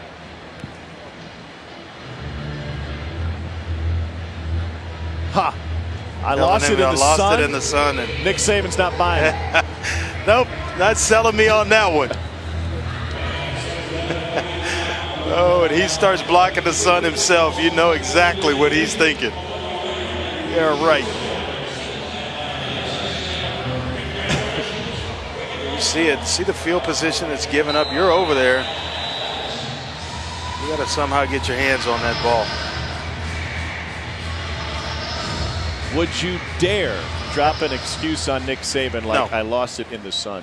You can try, but it's not going to work. But you think, well, it's a 41-point game. Why is he on him for that? Well, he's on him for down the road, and if that happens, you get it corrected right now so it doesn't happen when you're in a big-time close game and you're giving up field position where that part of the game is what may end up costing you the game. Jalen Hurts took that last snap after Blake Barnett had been in at quarterback. And the first half will come to an end with Alabama in control against Kent State. 41-0. We'll hear from Cole Cubelic with Coach Saban coming up on the Cooper Tire Halftime Report. But first, let's take you to Tony Barnhart and Peter Burns back in the studio with the Cooper Tire Halftime Report. You're watching SEC Network Football presented by Allstate. We get ready to start the second half. All Alabama. 41-0 leading Kent State. Welcome back. Tom Hart alongside Heisman winner Andre Ware. All right, so Alabama played its most consistent and productive half of the season the first half. Nick Saban told Cole Cubelic that. What is he looking for in the second half? Just more of the same. He talked about playing a complete game. Well, he told Cole as well he played a complete half. So he's looking, even though there'll be a lot of backup players in this game, he wants to see a full game played here. Jalen Hurts got things rolling early, right out of the gate, a touchdown run. A nice blocking up front. O.J. Howard, Jonah Williams, the true freshman right tackle, Jacobs, the true freshman running back. Then all of a sudden, Blake Barnett comes in, more production. Nice throw to O.J. Howard to get himself a touchdown pass. 4 drives for Hurts, 24 points, 3 for Barnett. The first one went backwards, but then ended up with that touchdown pass and has looked good as well. 18 first downs for Alabama to just 2 for Kent State. 50 plays of offense for Alabama in the first half. 352 yards of offense. And it's a hot one here today, folks. 94 degrees now. It'll get up to 96, and if that happens, it will tie the hottest home game in Alabama history on record. That occurred back in '97 when they hosted Arkansas. So that may also play into it, especially the way their game against Ole Miss finished last week. Seems like there should have been a game closer to triple digits at some point. Well, you know, I guess you could think about it this way. Alabama doesn't play a heck of a lot of games that kick at 11 a.m. where that heat can build. If you're kicking at 2:30 local or 6 or 7, maybe it's dissipated by then. J.K. Scott to get us started. Calhoun back for Kent State. 2 years ago, team high 1,033 all-purpose yards for Calhoun. And this one's kicked all the way out of the back of the end zone. 41-0 here. Let's take it back to the studio. All right, Tom, we were wondering how Ole Miss was going to come out in that second half against Georgia. Well, how about Jason Pellerin finds Eugene Brasley for a touchdown? 38-0 Rebels now. Wow. And getting ugly. Doesn't get much easier for Georgia. They'll have Tennessee coming in next week, and that's either a Tennessee team that is coming off of a win against Florida or is going to be hungry after losing their 12th in a row to Florida. It just about doubled up in total yards. Ole Miss to Georgia. What were your expectations for Kirby Smart's first season? I mean, you don't expect to score like this, but if you're to tell me they go on the road and lose at Ole Miss. 8-9 wins. And they were still unsettled at quarterback. And so I thought that would play a part in it, but it may squeak out a 9th win. But I thought about 8-4, somewhere around there, 9-3 this first year, and a bowl trip. George Bullis is starting the second half at quarterback for Kent State. We haven't seen Malik Mitchell since he was injured on that sack late in the second quarter. Bullis took over for him. Yeah, they're also without Justin Agner, a true freshman from just outside of Atlanta, who started their opener against Penn State, and he hasn't seen action since that Penn State game, out with an injury today. Bullis more of a runner than he is a thrower. Well, handed off on this play, and big time takedown, 2-point takedown for Jonathan Allen. Cole? You know what I love about this young man? I first noticed him 2 years ago in the Tennessee game. I'm studying film, and I see a screen 35, 40 yards down the field. And I had to run it back because I'm thinking, wait a minute, 93 is making a tackle on a screen. Turns out it was Jonathan Allen from the defensive tackle position. But on that play, lined up out wide at defensive end. Consecutive plays against Western Kentucky earlier this season. He's in the A gap between the center and guard. Next play, he's in the B gap between the guard and tackle. Play after, he's lined up over a flex tight end outside the offensive tackle. Versatility is going to make this young man a lot of money. He can get after the quarterback, that's for sure. To throw it on third is Bullis. He's able to find Raekwon James. This number on Jonathan Allen really impressed me. Think about all the great pass rushers they've had here. He's sixth in school history coming into today with 21 sacks. Kendall Moorhead's up next with 25. I don't think anybody's catching the great Derek Thomas. Derek Thomas had 52 sacks. No. What I like about him is he plays with good leverage on the outside or out on the edge. It's hard to get outside of him when he's at the end spot. Just a very instinctive player, as Cole mentioned, extremely versatile. A blocked field goal against Western Kentucky, had that 75-yard return against Ole Miss. Initially ruled an interception, but ruled a fumble after they went back to the film. Cost him some interception return yards. Xavier Marks taken down on the punt return. 40-yard punt and 7-yard return. And so we start the second half with Alabama getting its first touch, and this is an Alabama offense which runs as fast as it ever has under Nick Saban, obviously under the direction of Lane Kiffin. He said when we came in, the idea was let's go fast to help our offense, but also help our defense get some looks at these fastball offenses throughout college football, and specifically the SEC. And one way they do it is by signaling in the plays, not to the team as a whole, but to different units. So the offensive line will look to one signaler. The skill position guys will look to one signaler. And you see Trayvon Diggs near side of your screen, the wide receiver split out left. Since he's brand new to the offense, they've gone so far as to dedicate a specific signaler directly to Trayvon Diggs. So he's the only guy sending him the play call. They're the signalers, and you see him looking over to get the play call.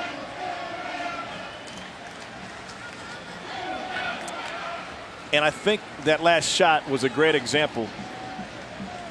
When we see those signalers, and usually, Andre, most teams, whether you're sending in a real one or a dummy, Trayvon Diggs doesn't need a signal to get upfield.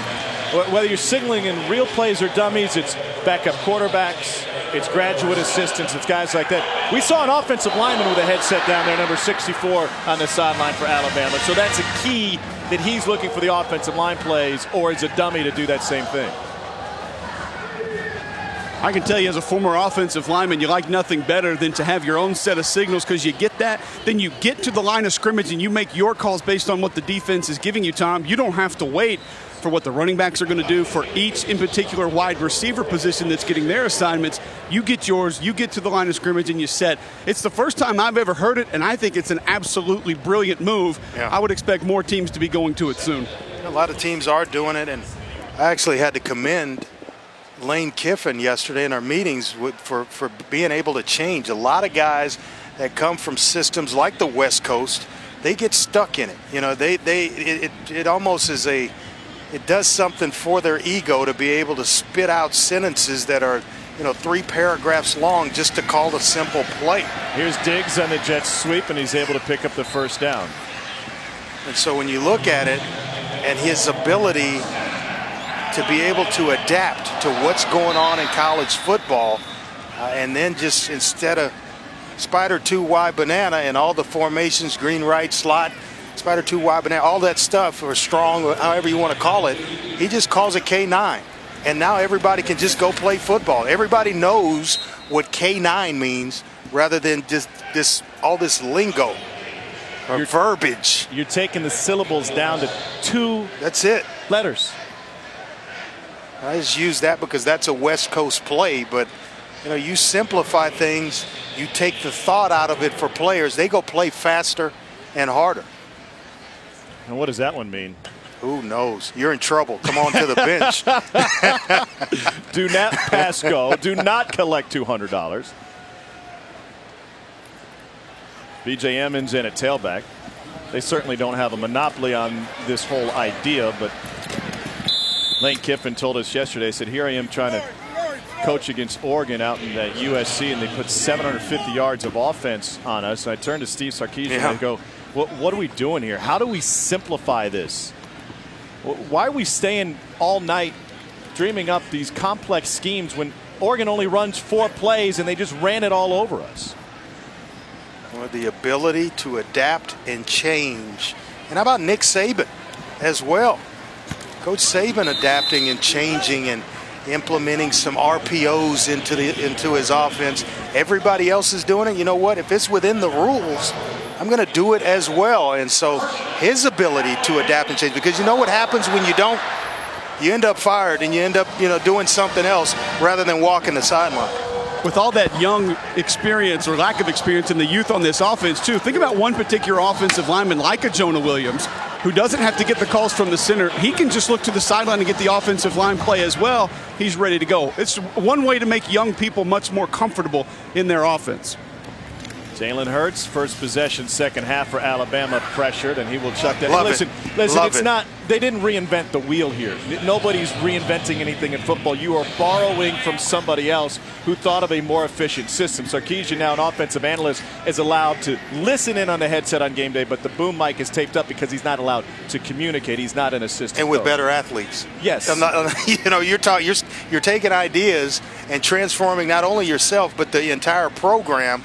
And then, oh yeah, by the way, you got some of the better athletes in the country on this football team in which to do it with. It's just a matter of time before they start to really explode offensively. Emmons tripped up at the line of scrimmage, falls forward for 2. It was part of our conversation, lengthy conversation with Nick Saban yesterday, and he said, listen, basically this wasn't stuff that Nick Saban believed in, or that they didn't practice here at Alabama until he realized what an advantage was for teams within this league in college football. He said, if you don't take advantage of the rules, it's like playing hockey without a stick. If you're not going to run the run-pass option, which is so prevalent in college football this day, and stresses a defense at every level, well, then you're not taking advantage of one of the great new concepts in college football, or football as a whole. Hurts finds Derek Keefe, first reception of the season for Keefe. He still hates shotgun snaps down inside the red zone or when you're inside the 5. Nice job here squaring the shoulders. Just throw it out there and let him catch it. How about the footwork there? Nice job by the redshirt sophomore. Lane also was quick to point out, he said, if you do it right and you run other stuff quicker, then practice ends quicker. Well, practice ends quicker at other places. Here, we're still out there putting our work in. But it could be a quicker practice and less time on the field. Hurts throwing on the run again, and he goes back-to-back to Keefe. Third-year sophomore out of Cincinnati's LaSalle High School. Well, they stack it left. This is a great play call by Lane Kiffin to get Kent State in the defensive look they wanted.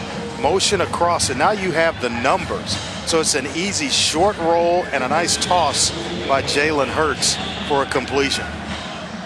Lane Kiffin will be on a lot of schools' short lists looking for new head coaches going into next season. A bunch here, little flat flag drag concept right out here. Hurts trying to pump and go into the end zone. Nothing there. Will take off. Hurts cuts back, bends it to the goal line, and gets tripped up by Kevin Byrne after a gain of 9. And that's what I mean. You've got the numbers. That's where he can get better.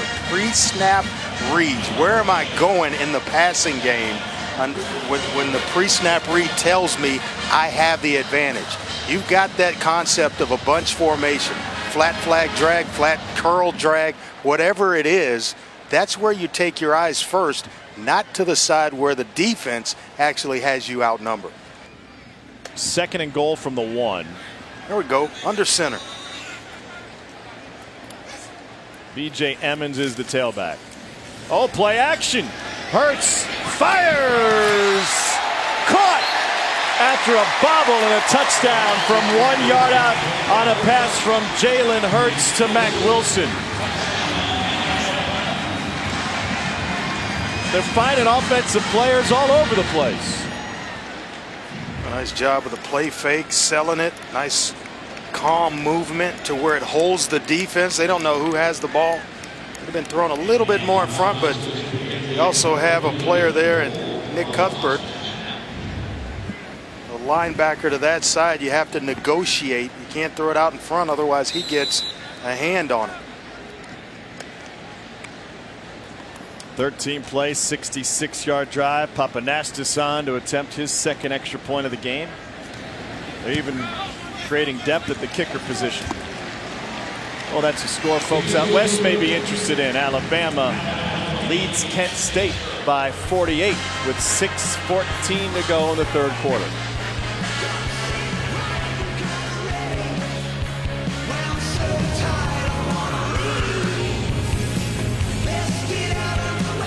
Let's take a look at today's Good Hands play, brought to you by Allstate. Well, nice job here, but Jalen Hurts selling it, but Mark Wilson, nice grab. Mack Wilson's a linebacker. Bring him in short yardage situations. Double over as a fullback. I mean, if Trayvon Diggs is going both ways, Mack Wilson's going to say, hey, maybe we need to get me the ball more. Yep. Calhoun will bring it out from a yard deep.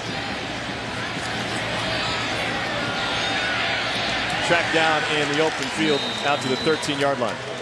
College football continues today following us 4 o'clock Eastern on the SEC Network. Delaware State's in Como to take on Mizzou. Then at 7:30 tonight, South Carolina faces Kentucky in primetime. SEC college football all day today on SEC Network.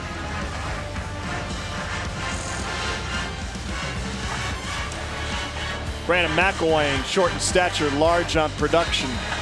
Responsible for 4 touchdowns already, the freshman quarterback. And Boom Williams off to a nice start.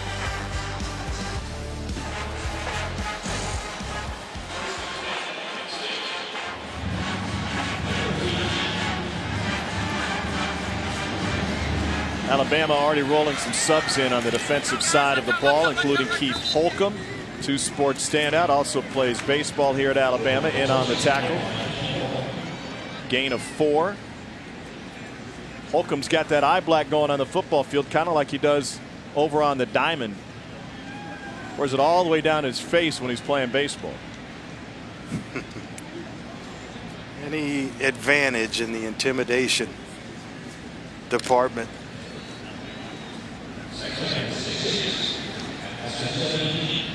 Hootie Jones is in the game at a safety spot.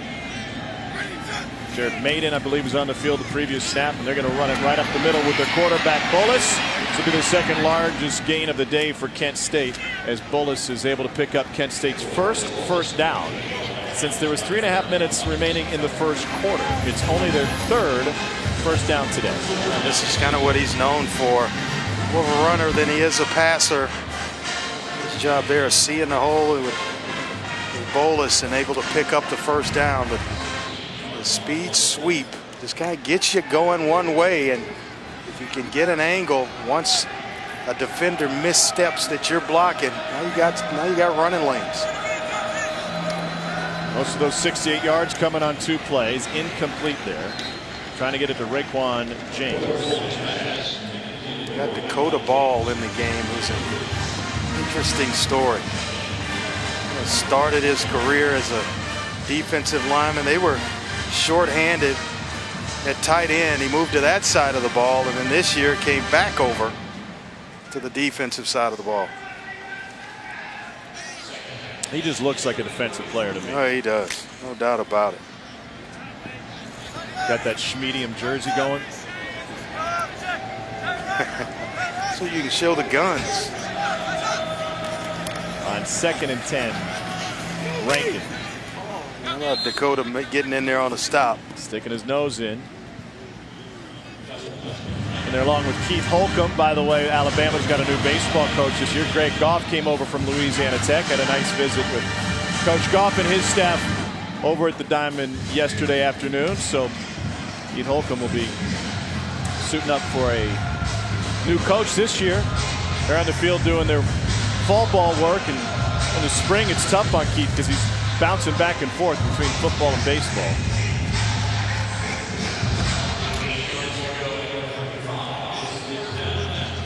Third down 8.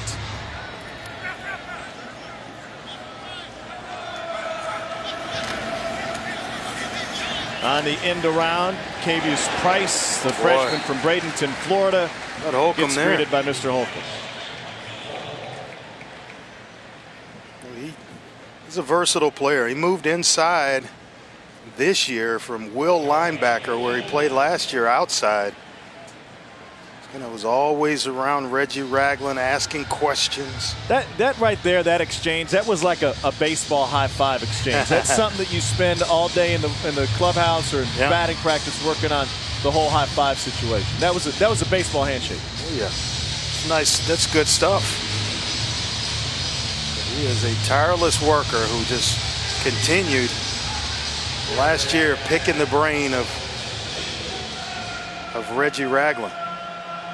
Pretty good brain to pick. They're going to rugby style this one, try to keep it away from Xavier Marks. Down at the 37-yard line. 27-yard punt from Kent State.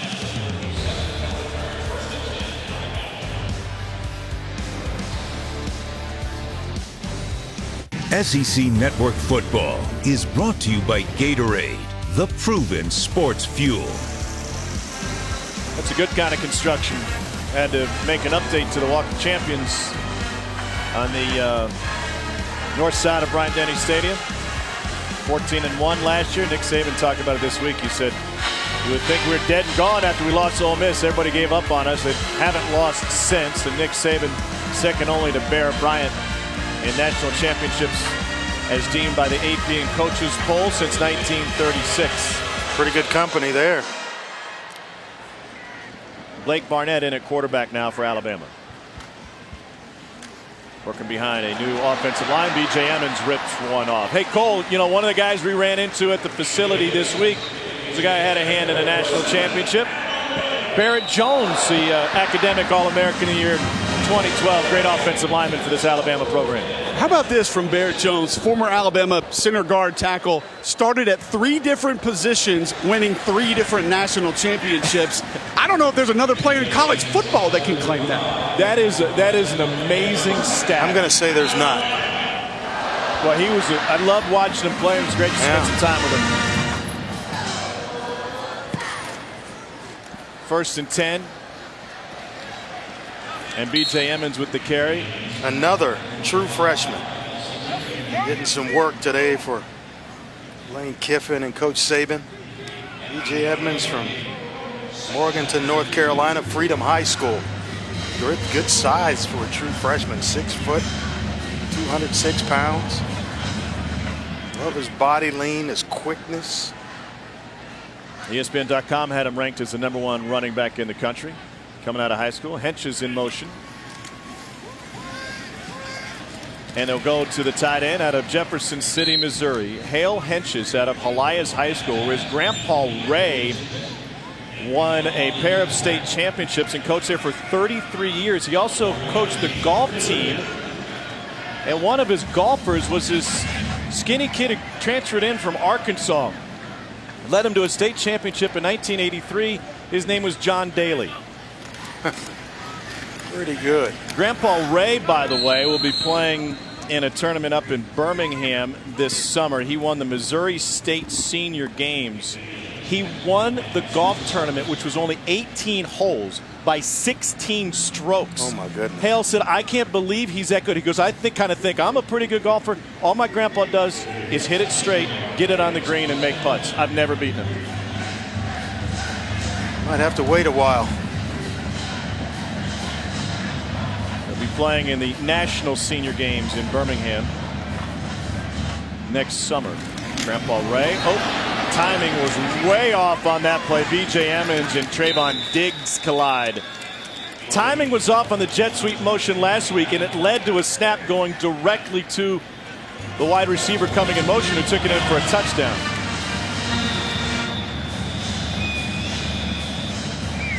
"25 seconds left in the quarter. Be back to Tuscaloosa after this. Celebrating its 12th year sponsoring the Good Hands Field Goal Nets, Allstate makes contributions to participating universities' general scholarship funds for each field goal and extra point kicked. To date, Allstate has contributed millions in scholarship funds. First down, Kent State.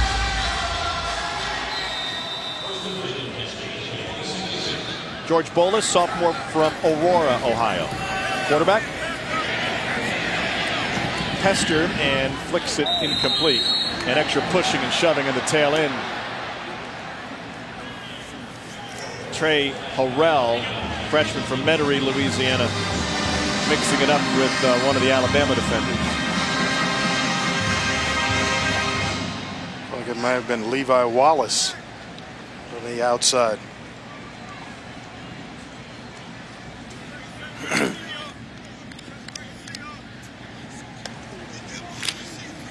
I tell you, they have substituted. There are a lot of new players at every position for Alabama defensively.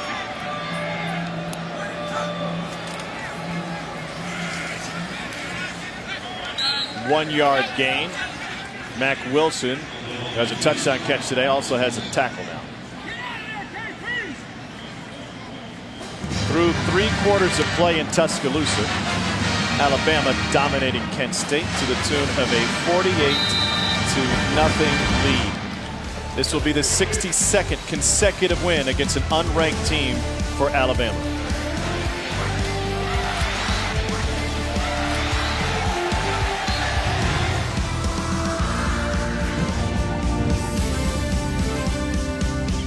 Alabama's defense has been on the field for 34 plays today. The first one went 47 yards, the longest gain of the season for Kent State. Since then, they've held the Golden Flashes to 38 yards over 33 plays. I'd say they made an adjustment. They go on the crossing route to Nick Holley out of the slot, and he's able to pick up a first down and into Alabama territory. Hootie Jones with the tackle. You've heard the Holley name a lot thus far today. Yeah. His brother Nate is his twin. They both played their high school ball in Toledo at Whitmer High School. And when the defensive coordinator, Ben Needham, went to recruit the Holley kids, he showed up on campus and only had 1 scholarship available. He said, "So I told Nick, the scholarship's for you." Meanwhile, his brother Nate, who you see there, the safety, he said, "I told Nate you could walk on." Nate almost came across the desk at me. He was so upset.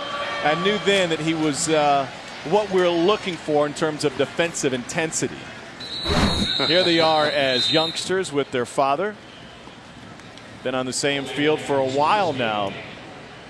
As it turns out, the Saturday before signing day, a recruit backed out on Kent State, and so Nate was able to earn a scholarship, got the very last one. And he's been a 3-time all-conference performer since he's been on campus, probably 4 times. He finishes up his career as he's been playing. His brother Nick, wide receiver, running back, does a little bit of everything. They try to get him involved as much as possible in multiple ways. And you mentioned it, slot, wide receiver, running back, any way they can get him the football in space. One of 6 sets of twins in the FBS.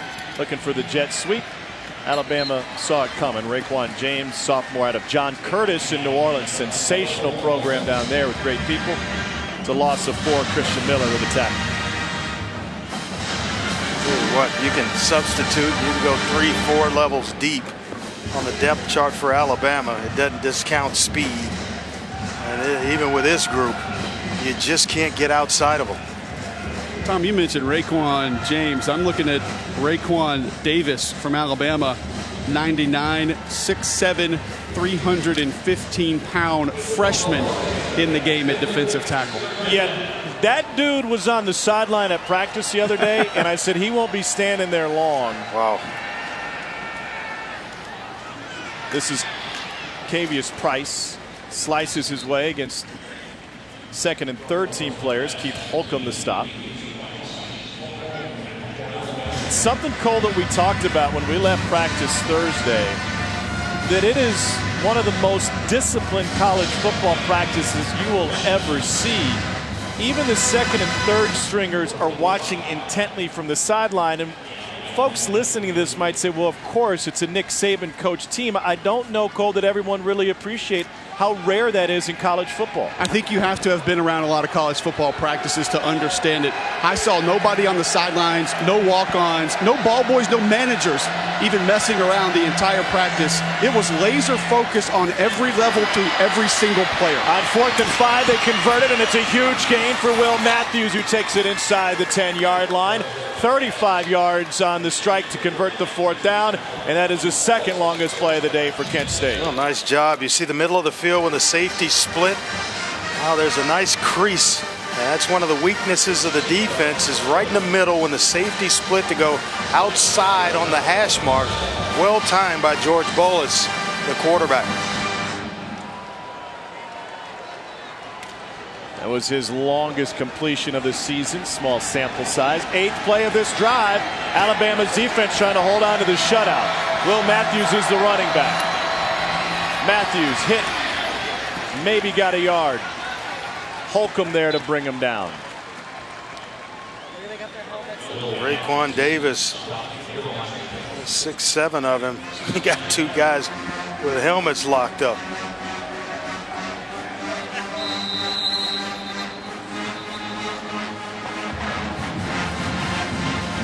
Joshua Frazier being one, and Chase Van Hoff. Yep.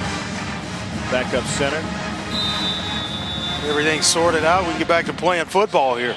It's like 2 Rams getting their horns stuck on a mountaintop. 10.5 to go in the 4th quarter. Alabama with a shutout. Can they hold on to it? 2nd and goal. Play action. Bolus flushed. Throws incomplete. Side judge was open. Like Anthony Jennings with a quick pressure on Bolus to flush him out of the pocket. And tell you what, between he and Tim Williams, they really think they've got the next super player off the edge in Anthony Jennings. Fast, he can do it all. Really played well as a young player. 10th play of the drive. Redshirt freshman. 3rd and goal.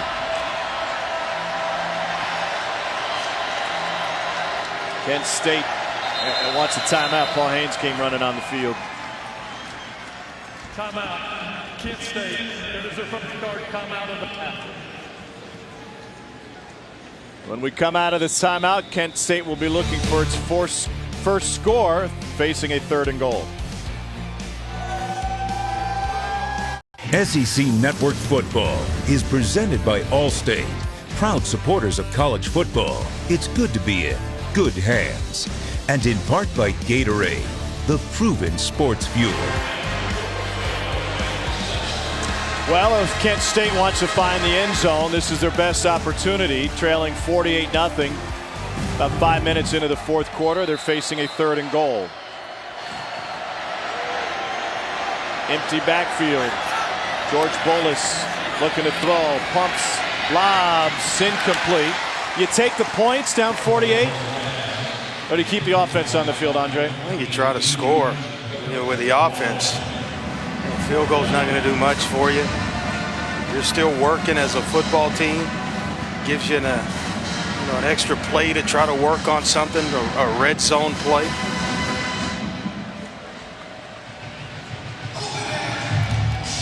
What a They're good going to go read. for it. It's too high. 4th and goal to keep the offense on the field, and the Alabama defense has an opportunity to keep the shutout intact. Paul Haynes told us this week defense wins championships. Can his offense score? 5 wide. Bolus flushed.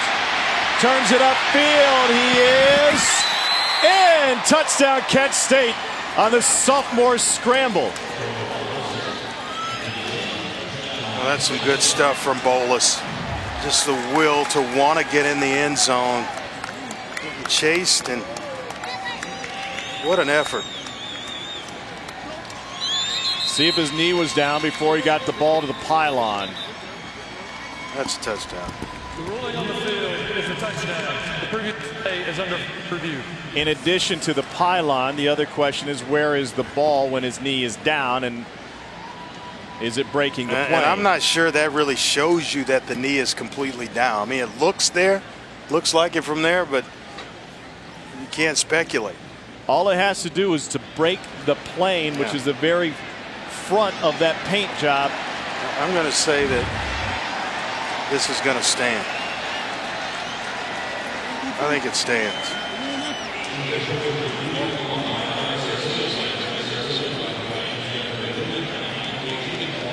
Steve Landis is our replay official here today, assisted in the booth by coordinator of officials Steve Shaw and a bevy of folks back at the video center in Birmingham as well. Deontay Thompson banged up. The officials are looking at this exact screen that we're showing you. You see the DV Sport HD replay in the bottom of the corner. This is what they are looking at as they are looking at it.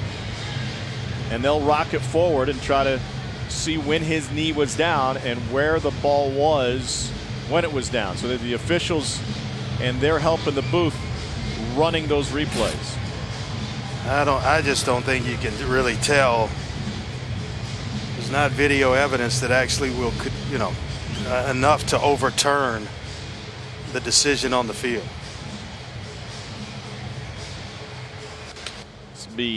Have to be indisputable video evidence. It was 4th and goal. If they ruled that he was stopped, then that would be a turnover on downs. That one looks like the ball has not broken the plane.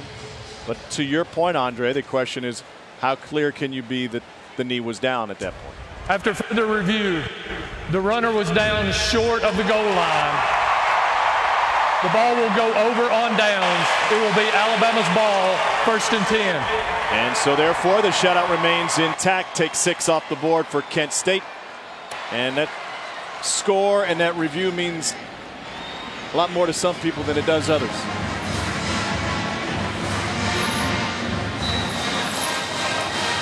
.10:02 remaining here in the 4th quarter. It'll be Alabama football when we bring you back to Tuscaloosa right after this. Who knows what can happen with the summer sweet jasmine in the air? I do all my dreaming there. Right there.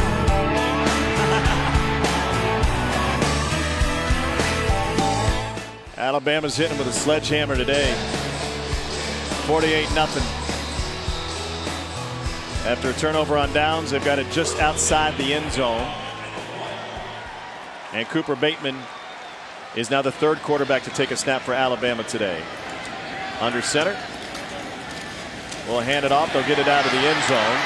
And a nice run to create some space. Derek Gore with his first carry.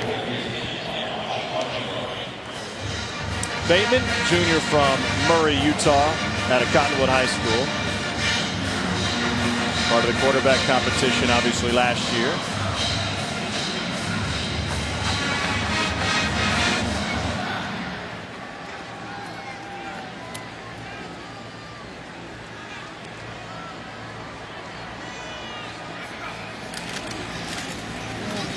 Back to Gore. Tackled by Najee Murray. That's my point right there. You got Gore, you got B.J. Emmons. Talked about this earlier. When you're on the look squad trying to service the defense, you got backs like this coming at you.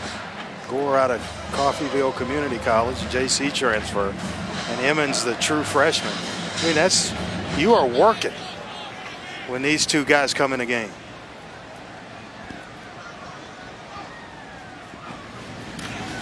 On play action.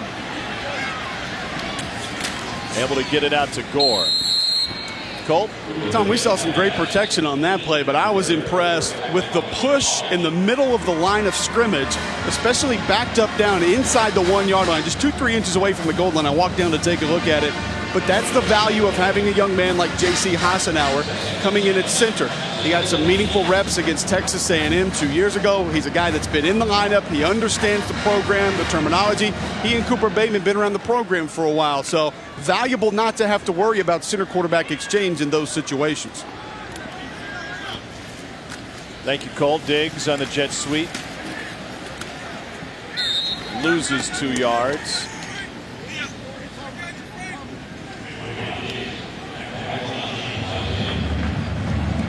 Theo Aboigbe in on the stop for Kent State.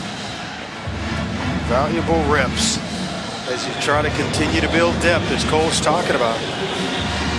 Hassenauer, and you never know when at some point in the season he'll be called to give you some work at center. If an injury or two occur, and you got to have somebody ready.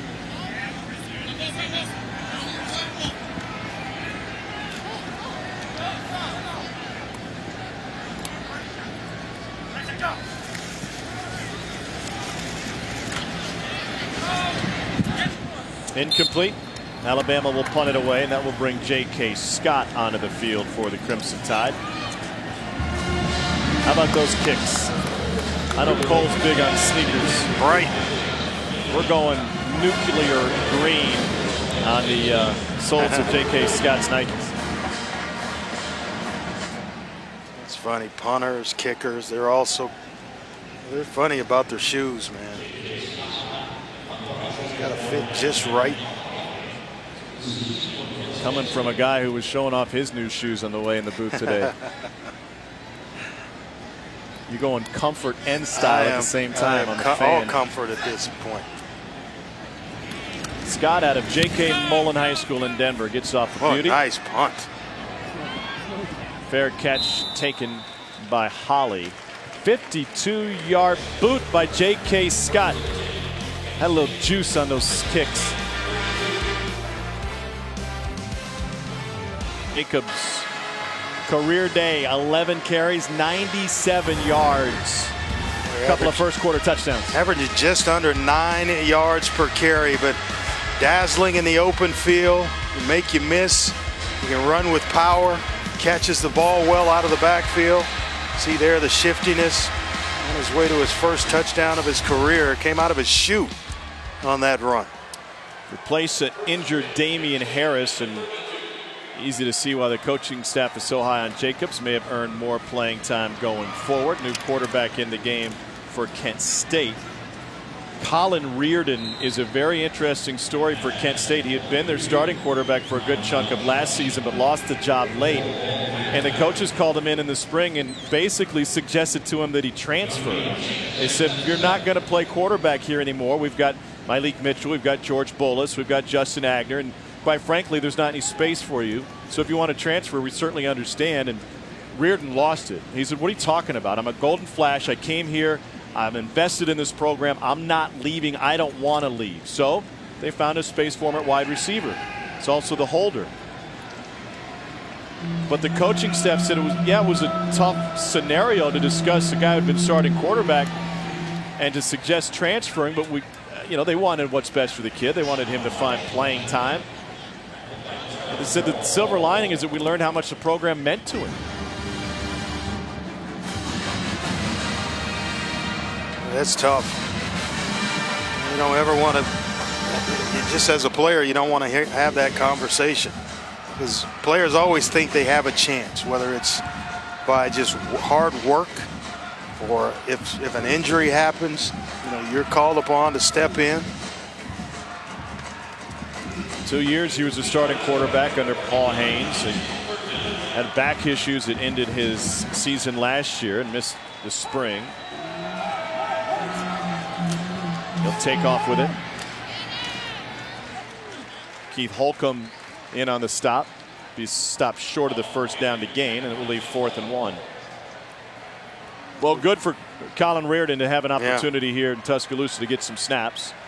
And going forward, if Malik Mitchell is indeed injured, remember he hasn't returned since he was sacked, and they want depth at quarterback, Colin Reardon might just find himself back at that position.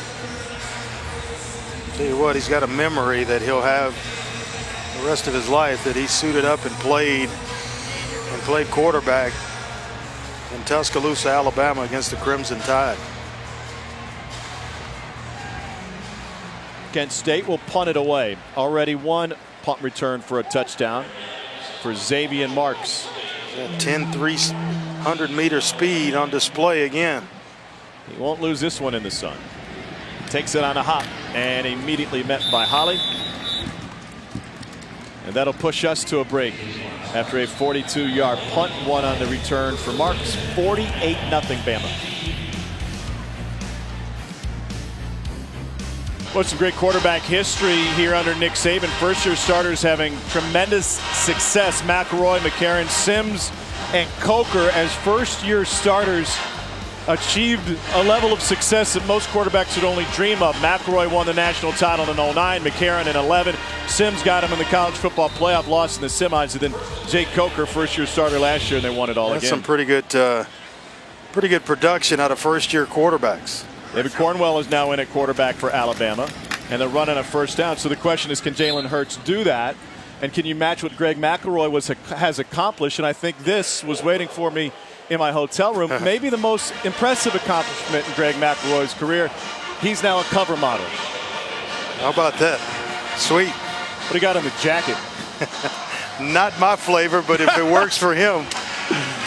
You pick up your edition of Tuscaloosa magazine and read all about Greg McElroy, our good buddy. Where's he today?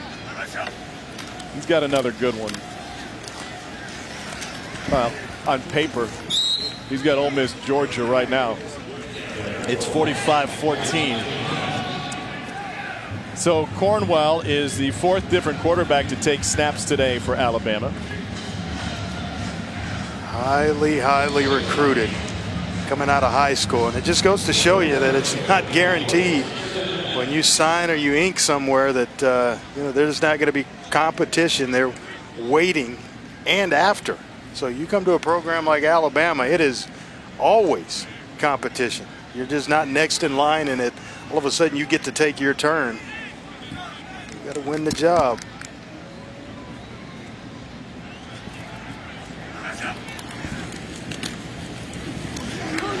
Third and 5 and a big run for Gore. So Lane Kiffin has played 4 different quarterbacks today, and we had a chance to talk to him yesterday about his future in the coaching industry. And I asked him, what are you looking for in a head coaching opportunity? And he was quick to point out, listen, it's not something I'm thinking about right now. He said, but big picture, I want to make sure wherever I end up, or when I end up somewhere else, essentially, I want to be with an athletic director in a department that's dedicated to winning. Once you're at Alabama and you see the resources that are poured into this program, I think it would be really hard to go somewhere, especially, I mean, the SEC is one thing, but especially a team or a program further down the ladder without comparable resources. That being said, nobody does it like Alabama. Yeah, well, if he's looking for a place that resembles Alabama, there's only about 2 or 3 in the country. And from a resources standpoint and all the things that surround this program. Texas may be one, Michigan being the other. I don't think Michigan job's opening up anytime soon. And I'd say Charlie Strong seems to have Texas going, so that one's not going to open. Well, I'd say this about Lane Kiffin, where he is now versus where he was when he got here. And he was quick to point out that he's got a very interesting background. He was with Pete Carroll from age 24 to 30, then his own head coach, and now with Nick Saban. And those two head coaches do it on very different ends of the spectrum. But Dan Wolken had an article this week in USA Today where he mentioned schools the likes of Fresno State and San Diego State. No. I think based on what he's accomplished here, those schools are way in the rearview mirror for Lane Kiffin. No doubt about it. I mean, you could throw the schools on the same level. Ohio State, Oregon. Now that might be a place for Lane Kiffin, Oregon. And he's kind of learned the Oregon ways since he's been here at Alabama and how to go fast and create exciting offenses. Avery Reed with the carry. Cole, do you think another SEC school would be interested in hiring Lane Kiffin, whether they have an opening this year or within the next couple of years? Anyone in this league? I think it would be much more than interest, Tom. I think it's a very realistic possibility. You look at the resume, who he's worked under, where he's been, what he's done. It's still such a young age. He's a guy who can come in and give you longevity at that position. And I, having to deal with the Alabama fans on a radio show every single morning, continuously try to tell people he is underappreciated as a play caller. This is the third consecutive first-year quarterback that he's dealt with here for the Crimson Tide, and they continue to have success. And by the way, doing it with a true freshman trigger man this year. Well, Alabama gets the job done today against Nick Saban's alma mater, 2-0 now against Kent State. And for the Crimson Tide, they continue an impressive run. Nobody has more wins in consecutive order against unranked teams than Alabama's 62. It's a 16-game win streak for Nick Saban and the defending national champions. A home win against Kent State. We've got more coming your way from Tuscaloosa following Bama's 48-0 win over Kent State.